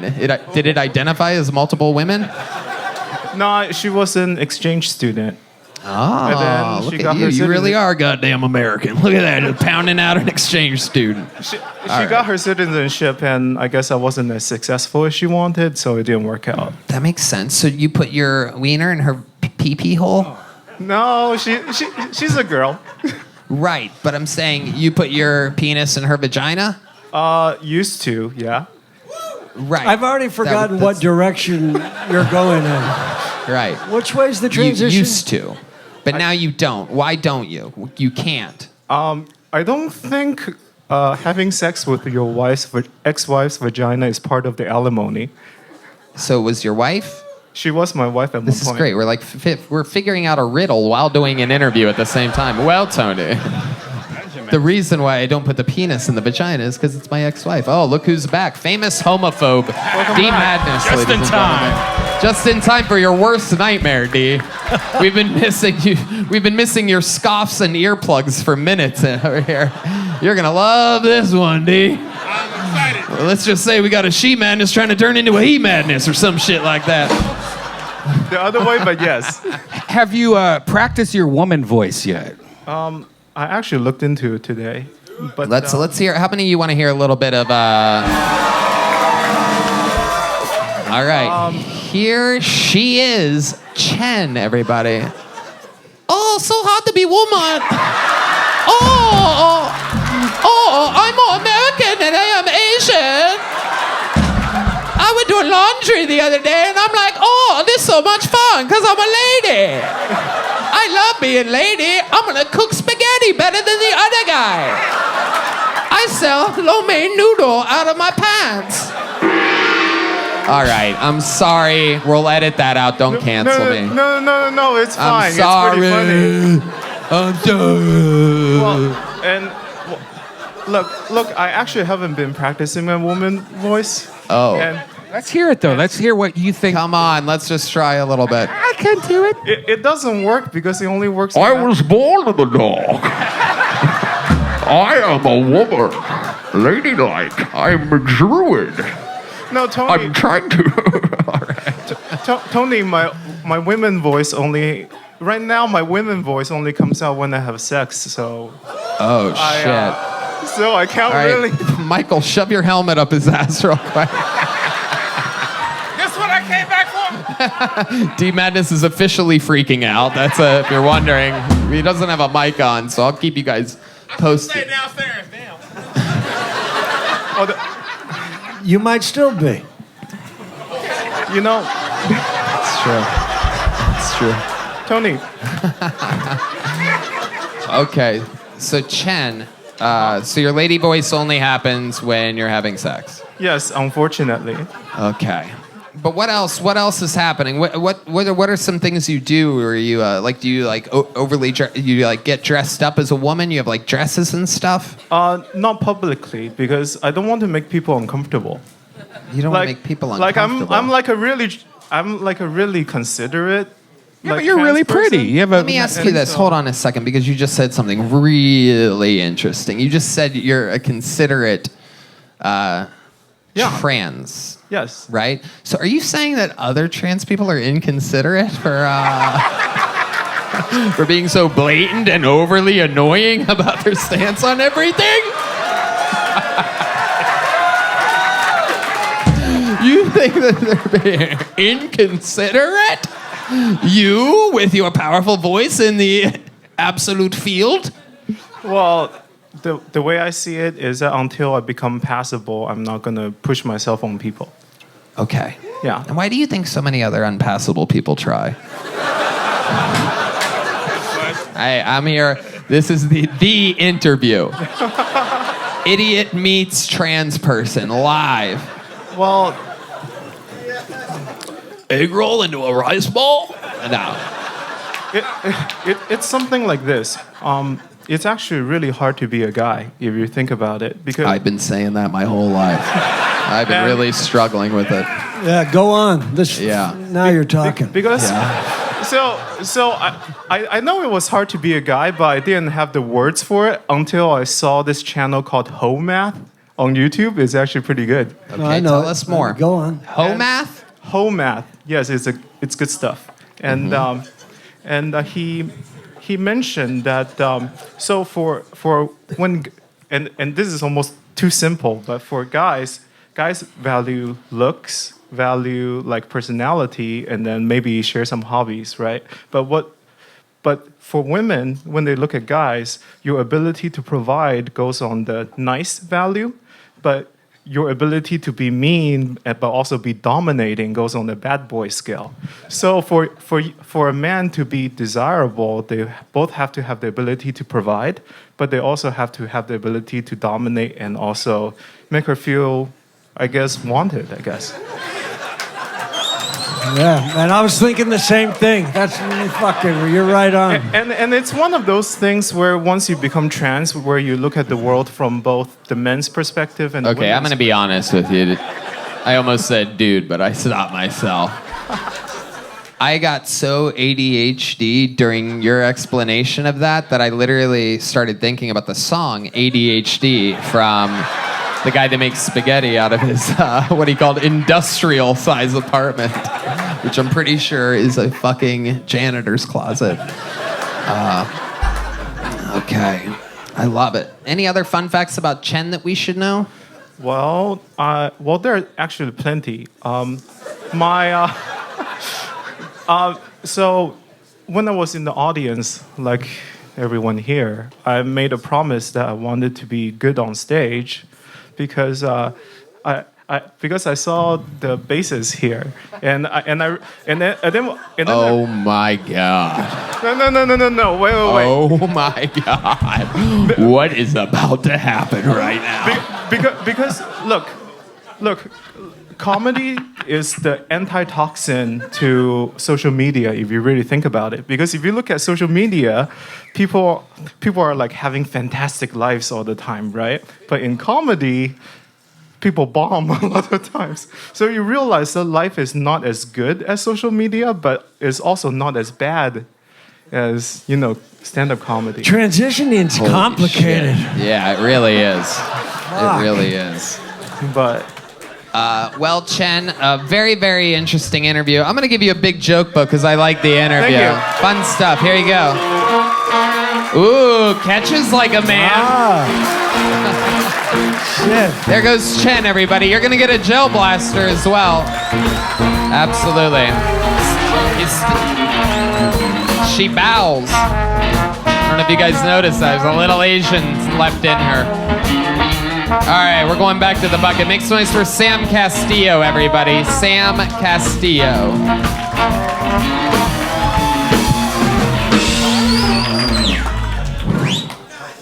Just got out of a long relationship. It's hard to move on, you know? It's hard to forget her. Because she's from India, so all my clothes still smell like her food. Yeah. It's a very loving home, but, you know, it's rough. I remember when I met her family. Everyone in her family were arranged marriages. And they told us, if you guys get married, you're going to be the first ever love marriage in our family. I said, same for mine. Now I'm dating again. I'm a recovering drug addict. Dating sober is difficult. Sex is sober is difficult because you actually have to, like, be there, you know? You can't just phone it in drunk. Like, it took me 2.5 hours to come the other night, and this girl was like, oh my God, you have so much stamina. I was like, no, I just don't love you. It's difficult. This girl was like, I get addiction. I'm addicted to spin class. And I was like, I've never stolen from my family to ride a bike that goes nowhere. Yeah, that... All right, thank you. Guys, give it up for Sam Castillo. Hi. Hey. Welcome to the show. Where is everybody? Sam, how long you been doing comedy for? About 5 years. 5 years. Here in Austin, Texas? Yeah, I've started here. Cool. What was your first car? My first car, it was a GMC truck. Wow, did you get a hand-me-down, or did you, like, save up for it, or? Yeah, it was a hand-me-down. Kurt, what do you think about this guy? You know, it's interesting. So Indian food. Yikes. You suck, dude. No, I'm kidding. I didn't see anything. How did it go? Do it again. 1, 2, 3, 4. No? Okay. Holy shit, what the fuck are you, dude? What did I miss? How do you think it went if you had to update me? I got a double bag of IV drip today from our good friends over at Connect Mobile Health. Went for the double bag. And it turns out you get one of those and drink water. Sometimes you're just, I had to make a choice. Either I pee or I pee my pants. I have a feeling I would not have peed my pants by the sound of the audience during your set, though. So you're recovering from We're gonna what? edit this What's your entire drug? What was your chunk drug? Oh, what are my drugs of choice? Well, you said you're I was a pill recovering. addict. Yeah. What was it? Pills. I was addicted to everything pill-wise. Mainly benzos. They had pills on the Shire? Yeah. Yeah, I was addicted to Xanax was the main one. I was also a coke addict. I was also an alcoholic. Nice. Yeah, Wow. I Tell really us went about for your it. wildest night. Wildest one? I just got a public intoxication 2 days after getting a minor in possession. It was like my first week here. That was when I was at The minor possession, you were with a young girl? Yeah. A miniature, as we call them? Yeah. Are you transitioning? I just got done. Your hair is transitioning for sure. Hell yeah. Was the last comic? Went from a Bilbo to a Frodo. All right. I love it. What do you do for work? I'm a line cook. Okay. How long have you been doing stand-up? About like 5 years. 5 years. All of it in Austin? Yeah. Okay. How's it going for you? It's going pretty good. What was your best joke tonight? Do it again. Best joke tonight was, let's see. When you're sober, you actually have to have sober sex with somebody. It's difficult to, like, you have to be there. You can't just fake it drunk. The other day, I had sex. It took me 2 hours to come. And this girl was like, wow, you have a lot of stamina. I just told her, no, I just don't love you. I liked it better the first time. Well, I'm sorry. Did it get a laugh the first time? Okay. Thank you, guys. Oh, thank you. Thanks for being there for me. How old are you? I just turned 30. What do you do for fun? I just started boxing. It's a lot of fun. All right, put the mic in the mic stand. Let's get a spotlight and let's see a little bit about boxing. You got some boxing for me, Matt Muehling? All right, look out that way. Don't look at me in box. All right, here he goes. He's boxing. Oh shit! Wow, absolutely terrible, horrific. You have to get your right hand up. You have to. You don't remember them telling you that? Whoa! You almost hit yourself there. Oh shit! You're beating the shit out of yourself. Whoa! Oh my god! Oh, you're literally the worst boxer I've ever seen. I mean, it's literally. I'm like 3 weeks in. Now, have you started? Or I'm like 3 weeks into it. Wow. At a gym? At a boxing gym? Yeah. You go to a boxing gym for the last 3 weeks. Yeah. And that's where you're That's at what you right came now? out with. I'm like boxing no one. It's fundamentally the weakest boxing I've ever seen. I know. I've never You have seen to and you're paying for that? get your hands up. No. Yeah, that friend looked who's like a teaching free me. lesson. Do you have any idea how many times you would have gotten hit in the face by anybody with using that form in any, not only boxing, but even any fight whatsoever? Yeah, I would have been fucked up. Yeah. I know a guy that makes spaghetti would have beat the shit out of you, dude. That's all I'm going to say about that. Biggest fun fact about your life that we would find interesting. Your entire life, 30 years. I'm an identical twin. Oh. Is he a drug addict also? No, he's a naval officer. Well, how do you think you guys ended up so different? Just our parents would really push this in different life paths, you know? Give us an example of what you mean by that.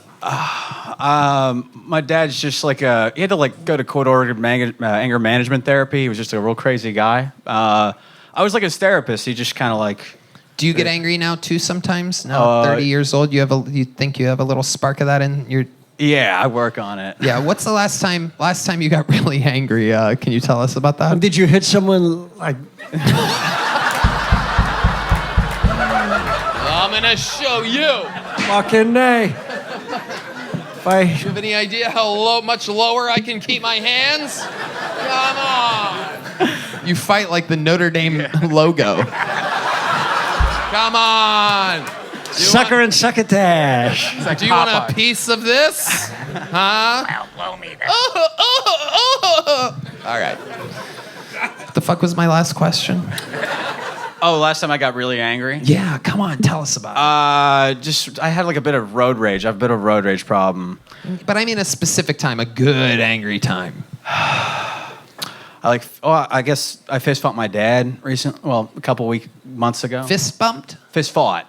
Okay, let's talk about Shit, that. man. Please. So how does it start? Take us from the very beginning. My dad was just like, just give me a hard time about my life. Like what? What is he saying? Try to be specific. It doesn't have to be funny. I had gotten out of a relationship. He's like, you got a roommate at 30. You're, breaking even when you feature on the road. You're like you're a loser. I'm like, yeah, I know. What does your dad do? He's what's it called? He's a superintendent for construction sites. So he he builds high rises. Right. Yeah. Yeah. Okay. So he's talking shit to you about being an artist. Are you making a little bit of money at all? I'm paying about half my bills with comedy. Do you no. Do you live with them? No. Right. You live on your own. I got a roommate right now. Right. Yeah. Okay. So he boxing starts. instructor?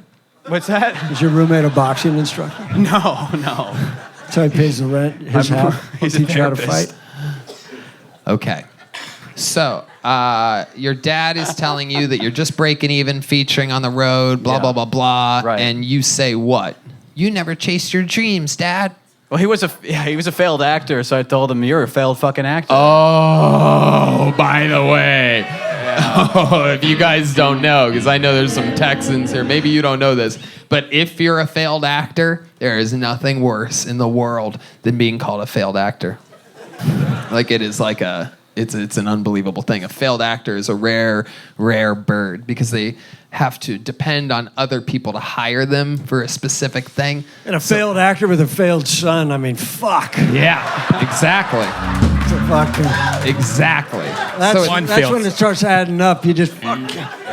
And you have to realize... And you guys fought. I would have liked to have seen that fight. Oh, yeah. We're getting to it. We're almost there. Okay.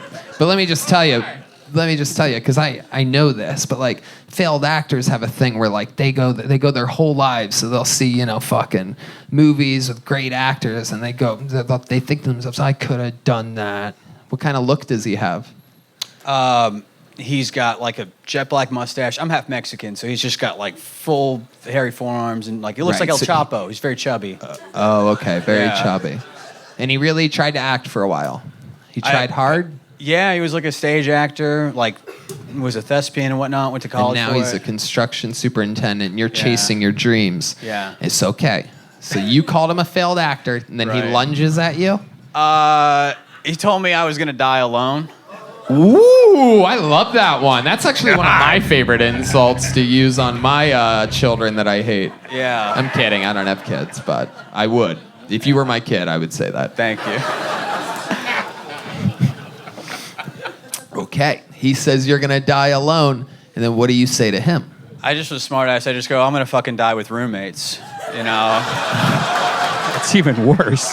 That's amazing. I like that. I love it. You just talk harder. You talk deeper shit about how sad it is. I'm going to die with fucking roommates and Yeah. the cold ramen noodles on my lap, bro, with a fucking empty Pop-Tart wrapper at my feet, missing one sock for some reason. That's how I'm going to die. All right. So then what happens? And so then He's like, put down your dukes.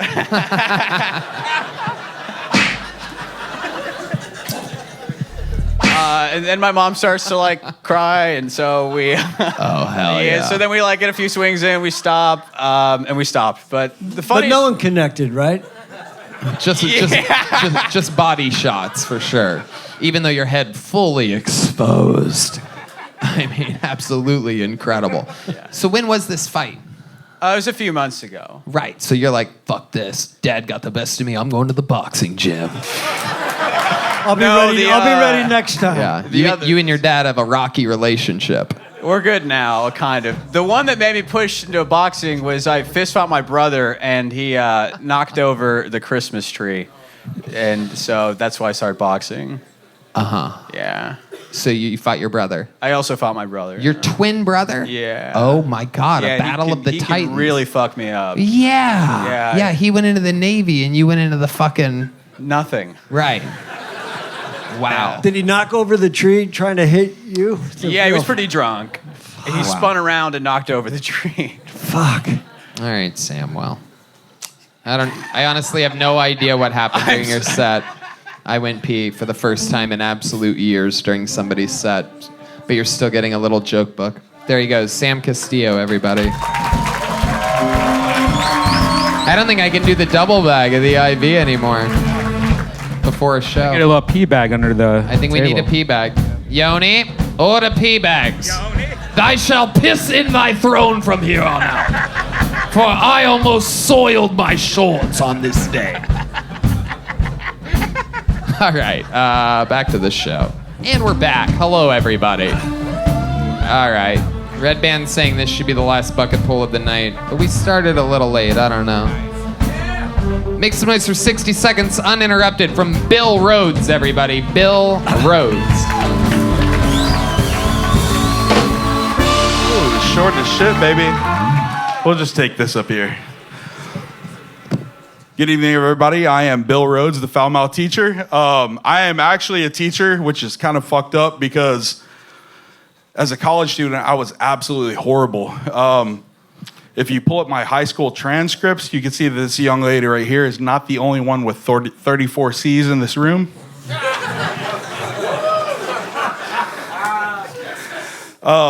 Before I became a teacher, I worked in the prison system for a long time.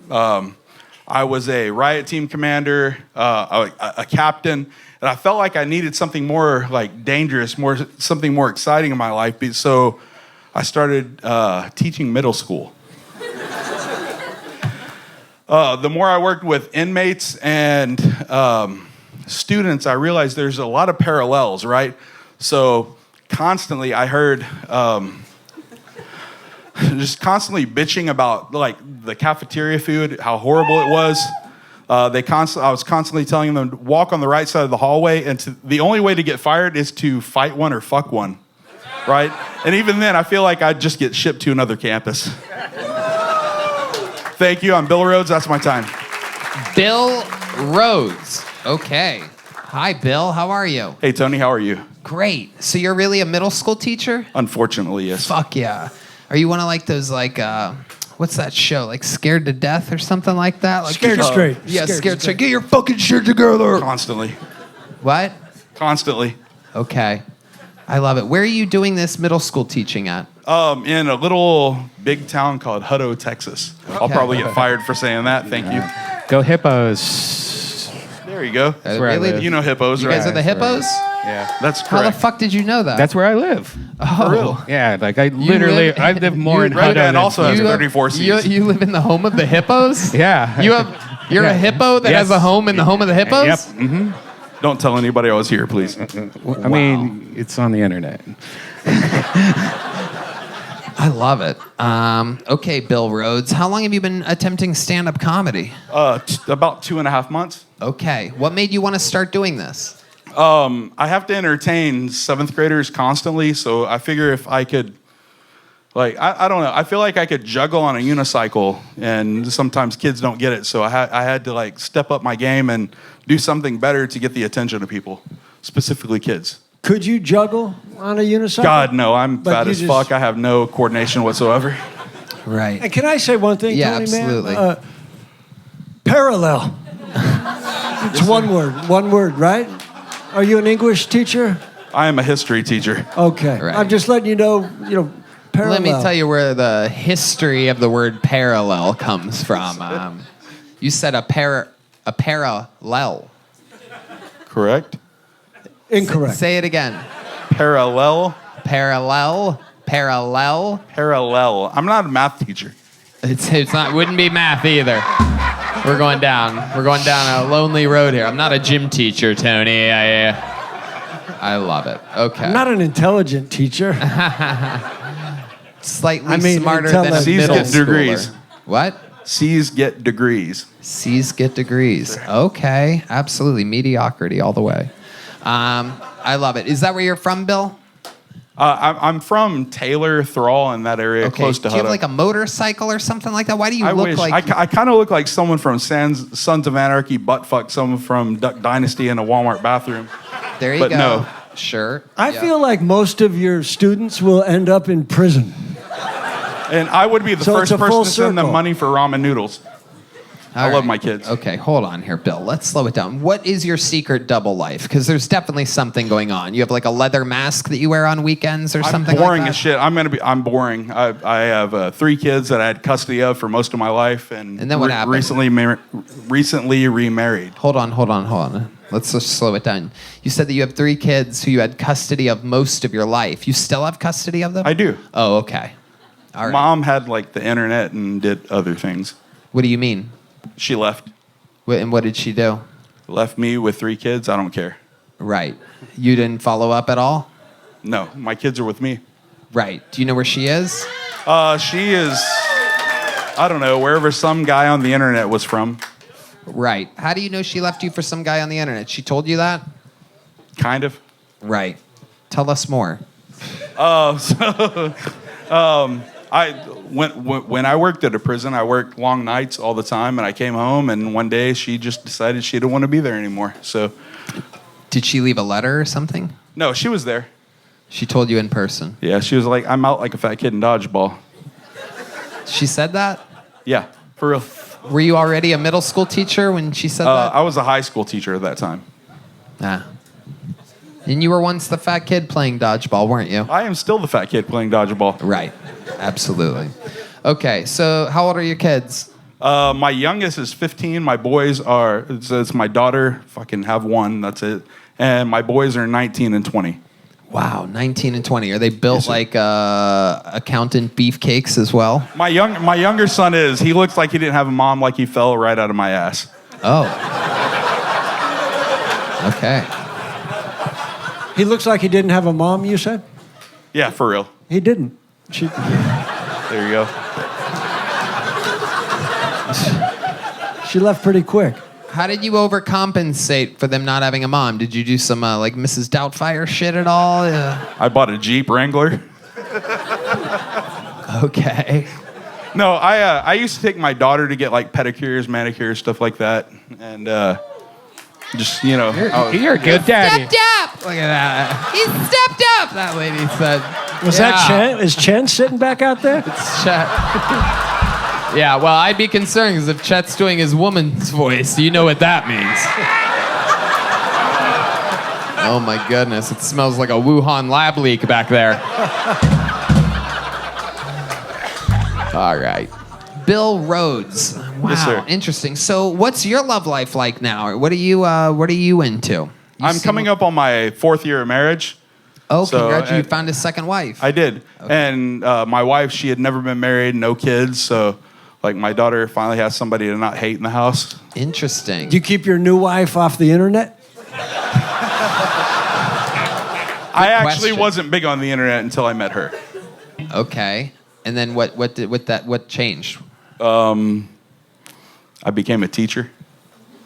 I don't know. I worked in the prison system for a long time. I just didn't have time. And when I became a teacher, What did you do in the prison system? I was a riot team commander. Like, I beat people up for a living. You catch a lot of guys butt raping other men in I prison? actually did. Yeah. You didn't? I did. You did. Actually, Can you explain to the people what that's like? And so slowly, Redban when a hand daddy lotion? and a daddy love each other very much.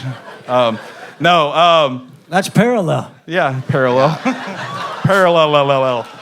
No, I mean, I walked into the barbershop and saw one guy, you know. Doing what? Doing his Yeah. hair? Yeah. He was getting his wang mouthified. Like, they were earning barber credit. What was that? Nah, I don't know. They were earning barber credit.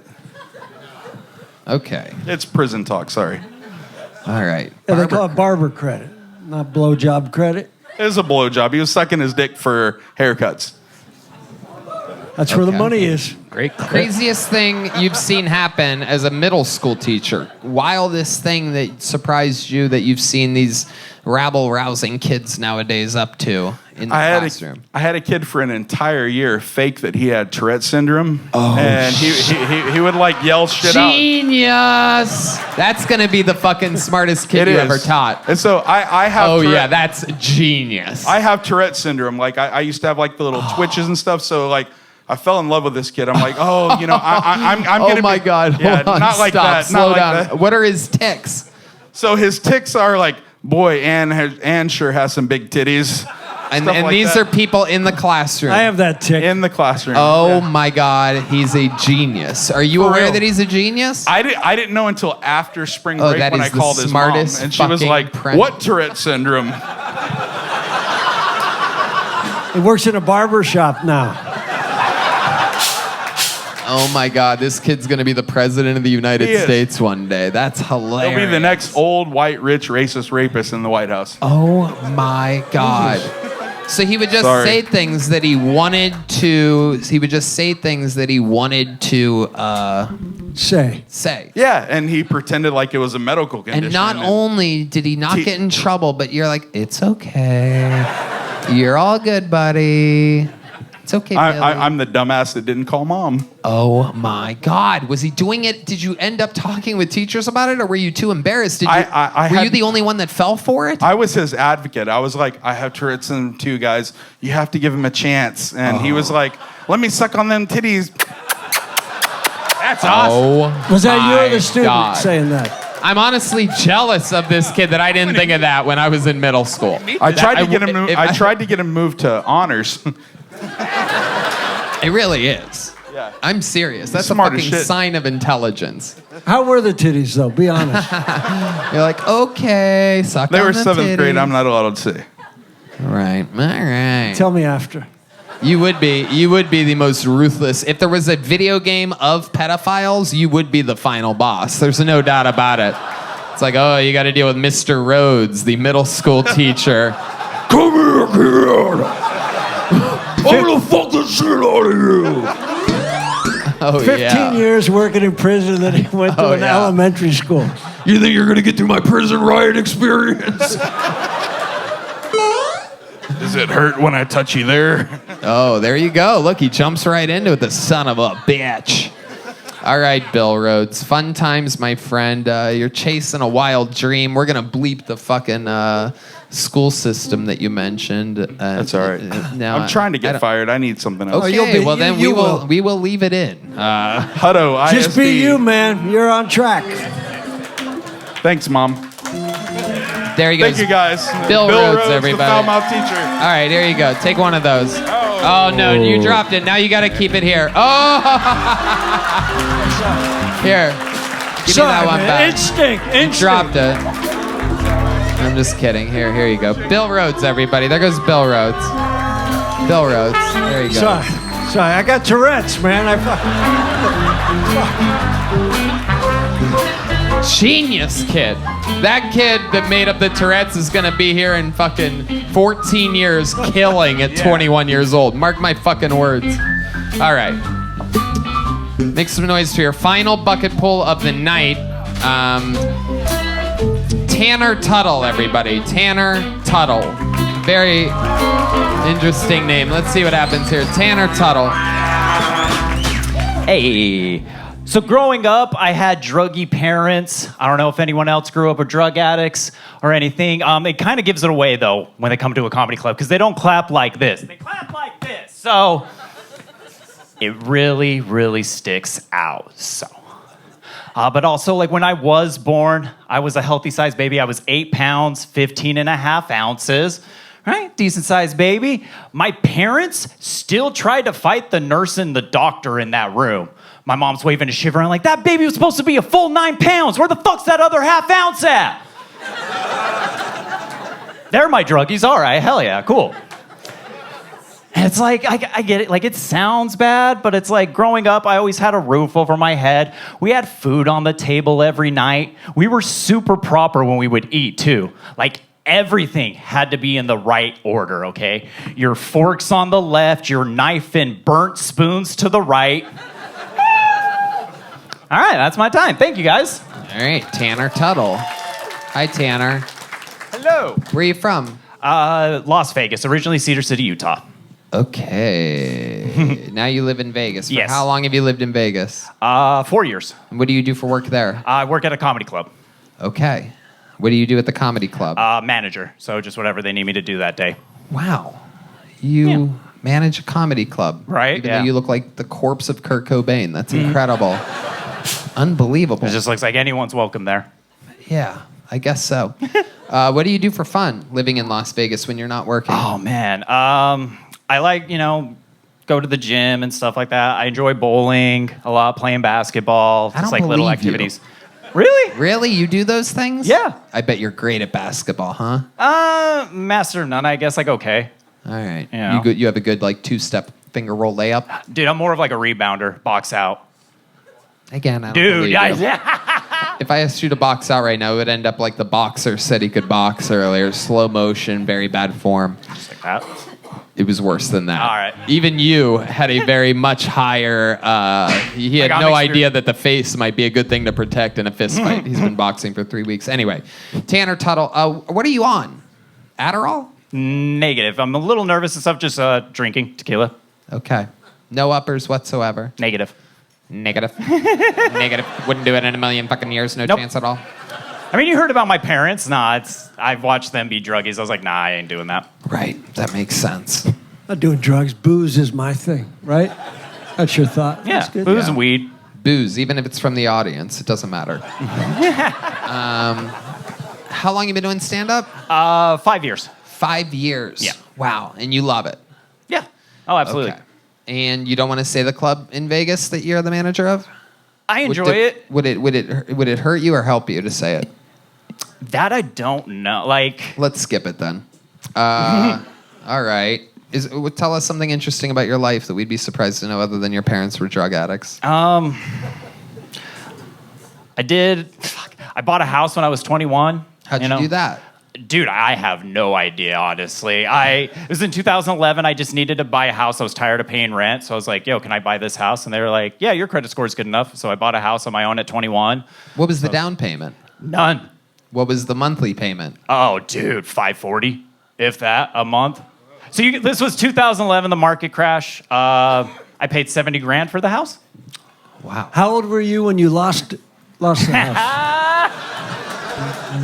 that's why I moved to Vegas. No, I actually just sold it this past summer, so. Wow. How much did you sell it for? Like 180, 190. Because it was to my friend, so I was like, "You're helping me out. Help me. Like, let's That's great. do a little deal and stuff." So I ended up profiting I think 35, 40K or something like that. Unbelievable. So now it's Unbelievable. like I want to take that money and travel and do comedy in more places than just Vegas and that kind of stuff. Right. Did you look homeless before you sold the house? Yep. Okay. 100%. Incredible. So I did this because I grew the beard and everyone's like, "Yeah, you look good." I'm like, "I look good, looking trashy," and they're like, "Yes, man." I'm like, "Okay, if everyone else seems to like it, I'll keep it going." I don't like it.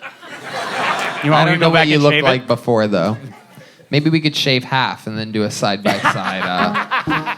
All right. Anything else crazy we should know about you before we let you go, Tanner Tuttle? I did the naked roast at Skankfest the past 2 years. And stuff like that. Okay. so- What did people say about your junk on the naked? From what I heard from everyone else, I was the biggest one. Wow. Look at That's that. what I heard. So. God works in mysterious ways. I bet it was.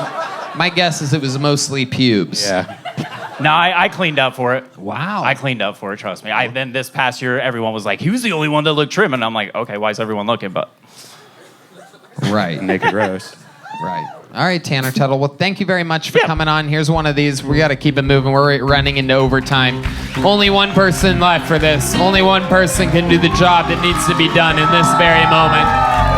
Kill Tony Hall of Famer, one of the legends of the game, the Parliament of Portland, the Memphis Strangler, the Tijuana Tarantula, the Harlem Globetrotter, the Bronx Bomber, the geriatric juggler, the Vanilla Gorilla, the Big Red Machine. This is indeed the one and the only William Montgomery.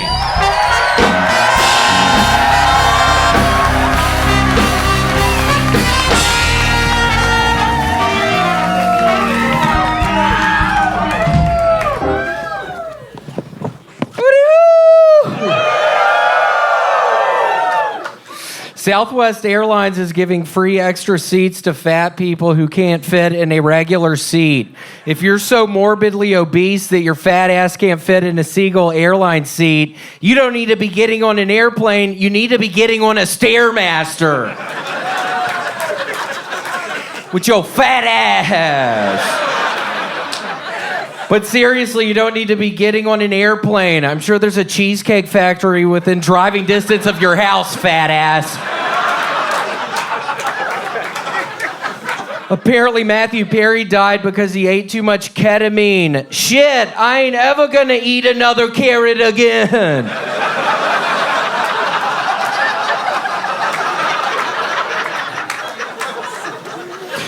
Last week in Ukraine, a man walked into a meeting room with 100 people, pulled the pin on 3 grenades, and rolled them into the crowd, killing everyone. Only person I've seen bomb worse than that is Redban during his stand-up.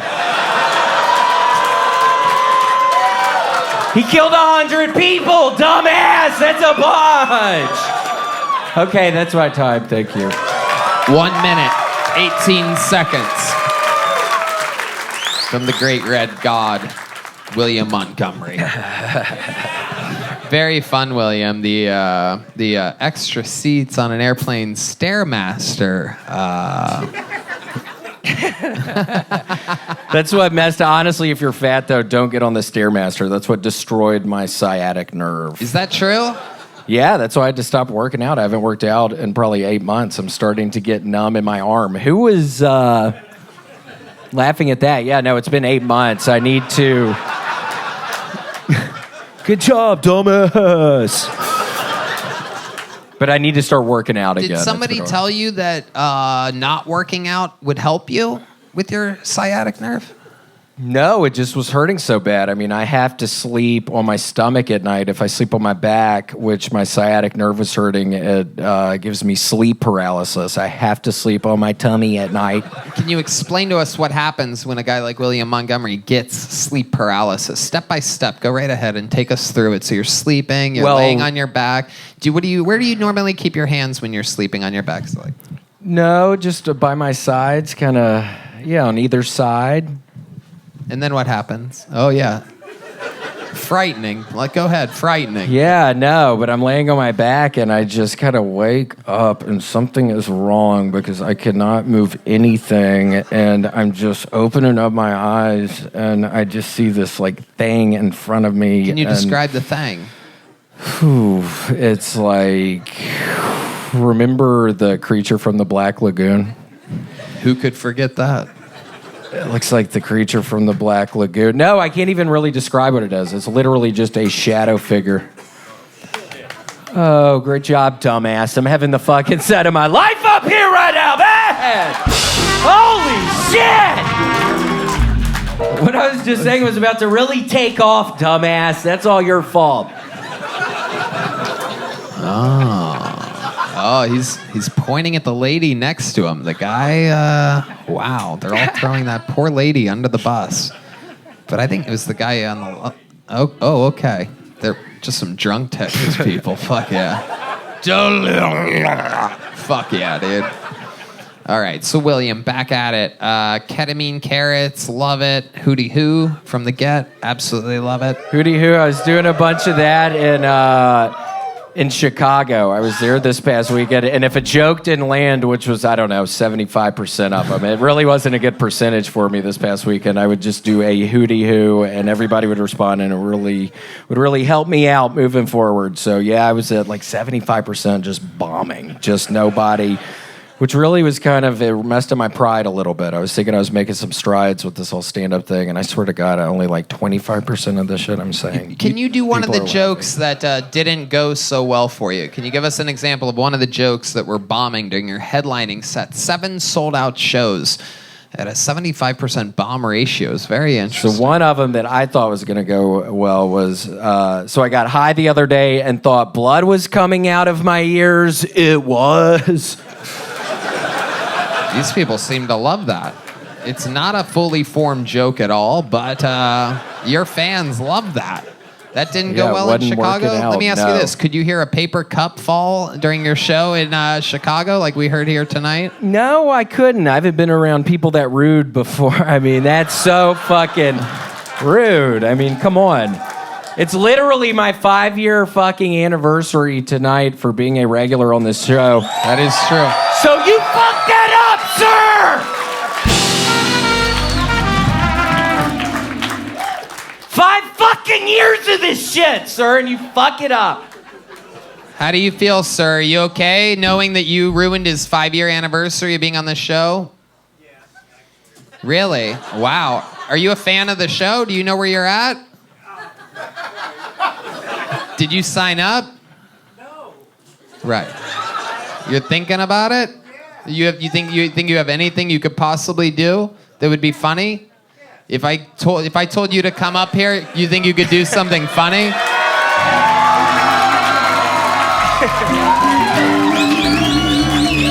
What's your name? What's your name, sir? No. Don't come over here. What's your name? Carter what? Carter Shankle? I don't believe you, but... Okay. Okay. Forget it, Carter. Sit back down. Creepazoid. This guy's gonna come up here just to molest me. I'm not having it. No. Carter Shankle. Fuck yeah, dude. What time did you start drinking today, Carter? As soon as I got to your show. Right. Okay. What did you have tonight? Tito's and soda. How many?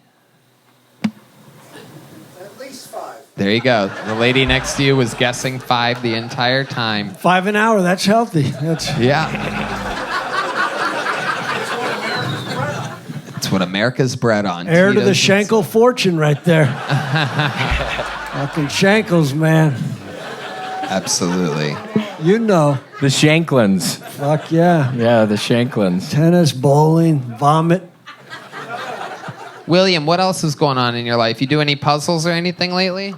Yeah, I started a brand new one. It's a hammock scene in like a snowy meadow, I think in Switzerland, but there's a hammock set up between 2 big old pine trees. There's birds on the pine trees. There's frisbees caught up in the trees. There's running shoes, a bunch of different colored pairs of running shoes at the base of both of the trees. So that's been a real hard part of the puzzle, Tony. Just figuring out which tree the running shoes are underneath, because they're two pretty similar looking, pretty giant trees. And then this freaking, this hammock in between the trees. I mean, when you're dealing with rope and stuff in a puzzle, it's so incredibly difficult. I swear to God, Tony, I'll be looking at the fucking pieces in front of me for like 5 or 6 hours before I even touch one. It's literally, this was taking me forever. I'm scared to touch the pieces. Wow. Wow. Soothing, man. Listening to you talk, I just fucking, I miss Shankle. Yeah. Old Carter Shankle over there. All right. You want to do a joke, Carter Shankle? What do you think? William, what do you think about this? William, I'm going to let you decide because you're fucking in control right now. It's your time. No, we know you're not a comedian with pre-planned jokes, you fucking drunk idiot. I wanted to see how stupid you could make yourself look up here. Yeah, get your ass up here, Mr. Oh, Shankle. shit. Carter Shankling, everybody. Oh, shit. Oh, shit. Oh, shit. He's taking the shortest fucking... Oh, my God. He took the drunk path. He took the old drunk staircase of the sky right there. You're very red. Carter Shanklin, ladies and gentlemen. But I like that. Come on, make some noise for Carter, everybody. All right, Carter, do something. Put the mic right up to your mouth. Look out there and say something funny. Look out there and do it. And I'll act like I'm your arms. Yeah, hold the microphone, William. William, wait. Let me help right? you guys, or else he's going to have 3 arms. Let William hold the microphone. Okay. Put your arms behind your back. Okay. Here we go. Okay. All right, ladies and gentlemen, make some fucking noise for Carter Shanklin make with a William joke. Montgomery arms for the first time in the history of the show. We're up for an Emmy, by the way. Make sure you... Jeez, I didn't even have to stand Wait, make in sure you line wave to the today. people, Carter. Wave to the people. Okay. No. No, Carter. Put your... No. It's so drunk. Sorry. This is how they should give DUI tests. All right, sir. For this next one, I'm going to put my arm... I need you to put your arms behind your back. I'm going to be your arms. How many fingers is he holding up, Carter? Looks like 2. The question is, where are the other fingers? Whoa. Well, your fingers are on my dick, dude. Holy shit. Wait a second. Where'd that second head come from? Wait, go back. Yeah. Go back to them, Kino. Do you say something funny to the people, Carter? Well, the guy behind me is the one that's controlling this all. Nuh-uh. No, he's just your arms, dude. What are you talking about? The guy behind me is taking over power of my brain. He's certainly taken over a few things. Oh, Carter, look at you, the natural. Why are you doing that weird thing with your left arm, Carter? Well, close that, please. Whoa. All right, this is getting weird. Oh, that feels better. William, do something with your left arm. If you're going to do it, you have to, do it. You're not supposed to just leave your arms in front. Oh, God. Oh, it's got all sorts Try of to stuff react on to it. what he's doing with his arms, Carter. Jeez, hold on a minute. I'm almost there. Okay, that was a horrible idea. I liked it. No, it was great. That was great. Very funny. All right, Carter, Mercedes is going to help you down. How about a hand for the great and powerful Mercedes, everybody? She's got you, buddy. Don't try anything stupid, Carter. Oh, my God. Oh, Jesus. Did you guys feel that? You know he's drunk when you make that. The whole ground shook there. Carter scared the fuck out of me. Oh, yeah. He's got shit in the basement. He's a serial killer. When Shank is in your last name, you know you have a fucking long line of... Oh, Jesus Christ. All right. Yeah, my dick was touching his butt the whole time. That's what Yeah. he's talking about. Bitch! You got the best of him. You got the best of that guy, William. That's the butts. All right. Your DNA is going to be on a crime scene now. Just so you know. What else is going on, William? Have you been eating your Kellogg's Fiber Buds? Yeah, I ate some today. It had been a couple days. I didn't bring any to Chicago, but yeah, I ate some. Who's You doing didn't that? bring your Kellogg's all fiber. You don't take them on the road with you? No, I tried, but TSA last time they took me into a room after they thought something was up with the buds. I've been eating a bunch of Kellogg's all-brand buds, and yeah, TSA got me in one of their places in Chicago. Did you pre-mix it with milk or something like that? Why would they confiscate a box of cereal? I'm trying to figure that one out. I mean, it really messed up my entire trip. I was trapped in Chicago for... Is there anything you're passionate about right now in life? Anything new? Anything has you fired up a little bit, perhaps? I wish there was. Yeah, I've been having a real downer time recently, so I pray to the Lord above, Tony, that in the coming days I'll be able to cheer about something. But Tony, the past week, there's been nothing to cheer about. I mean, everything's falling apart. What about your massive victory making Carter Shanklin look stupid up here? Do what? Does that fire you up, the fact that you made Carter look a little bit stupid? Yeah, I mean, I actually really loved making Carter Shanklin happy up here. I mean, it was the first time he had ever been on a... I loved making Carter Shanklin happy. Oh, shit. Oh, wow. I hated it! Oh, shit. It was a horrible mistake! Wow. Are you ever going to stop? I'm never going to stop loving Carter Shanklin. All right. There he goes, William Montgomery, everybody. The drawing from Ryan J. Ebelt is in, and it is fucking more awesome than ever.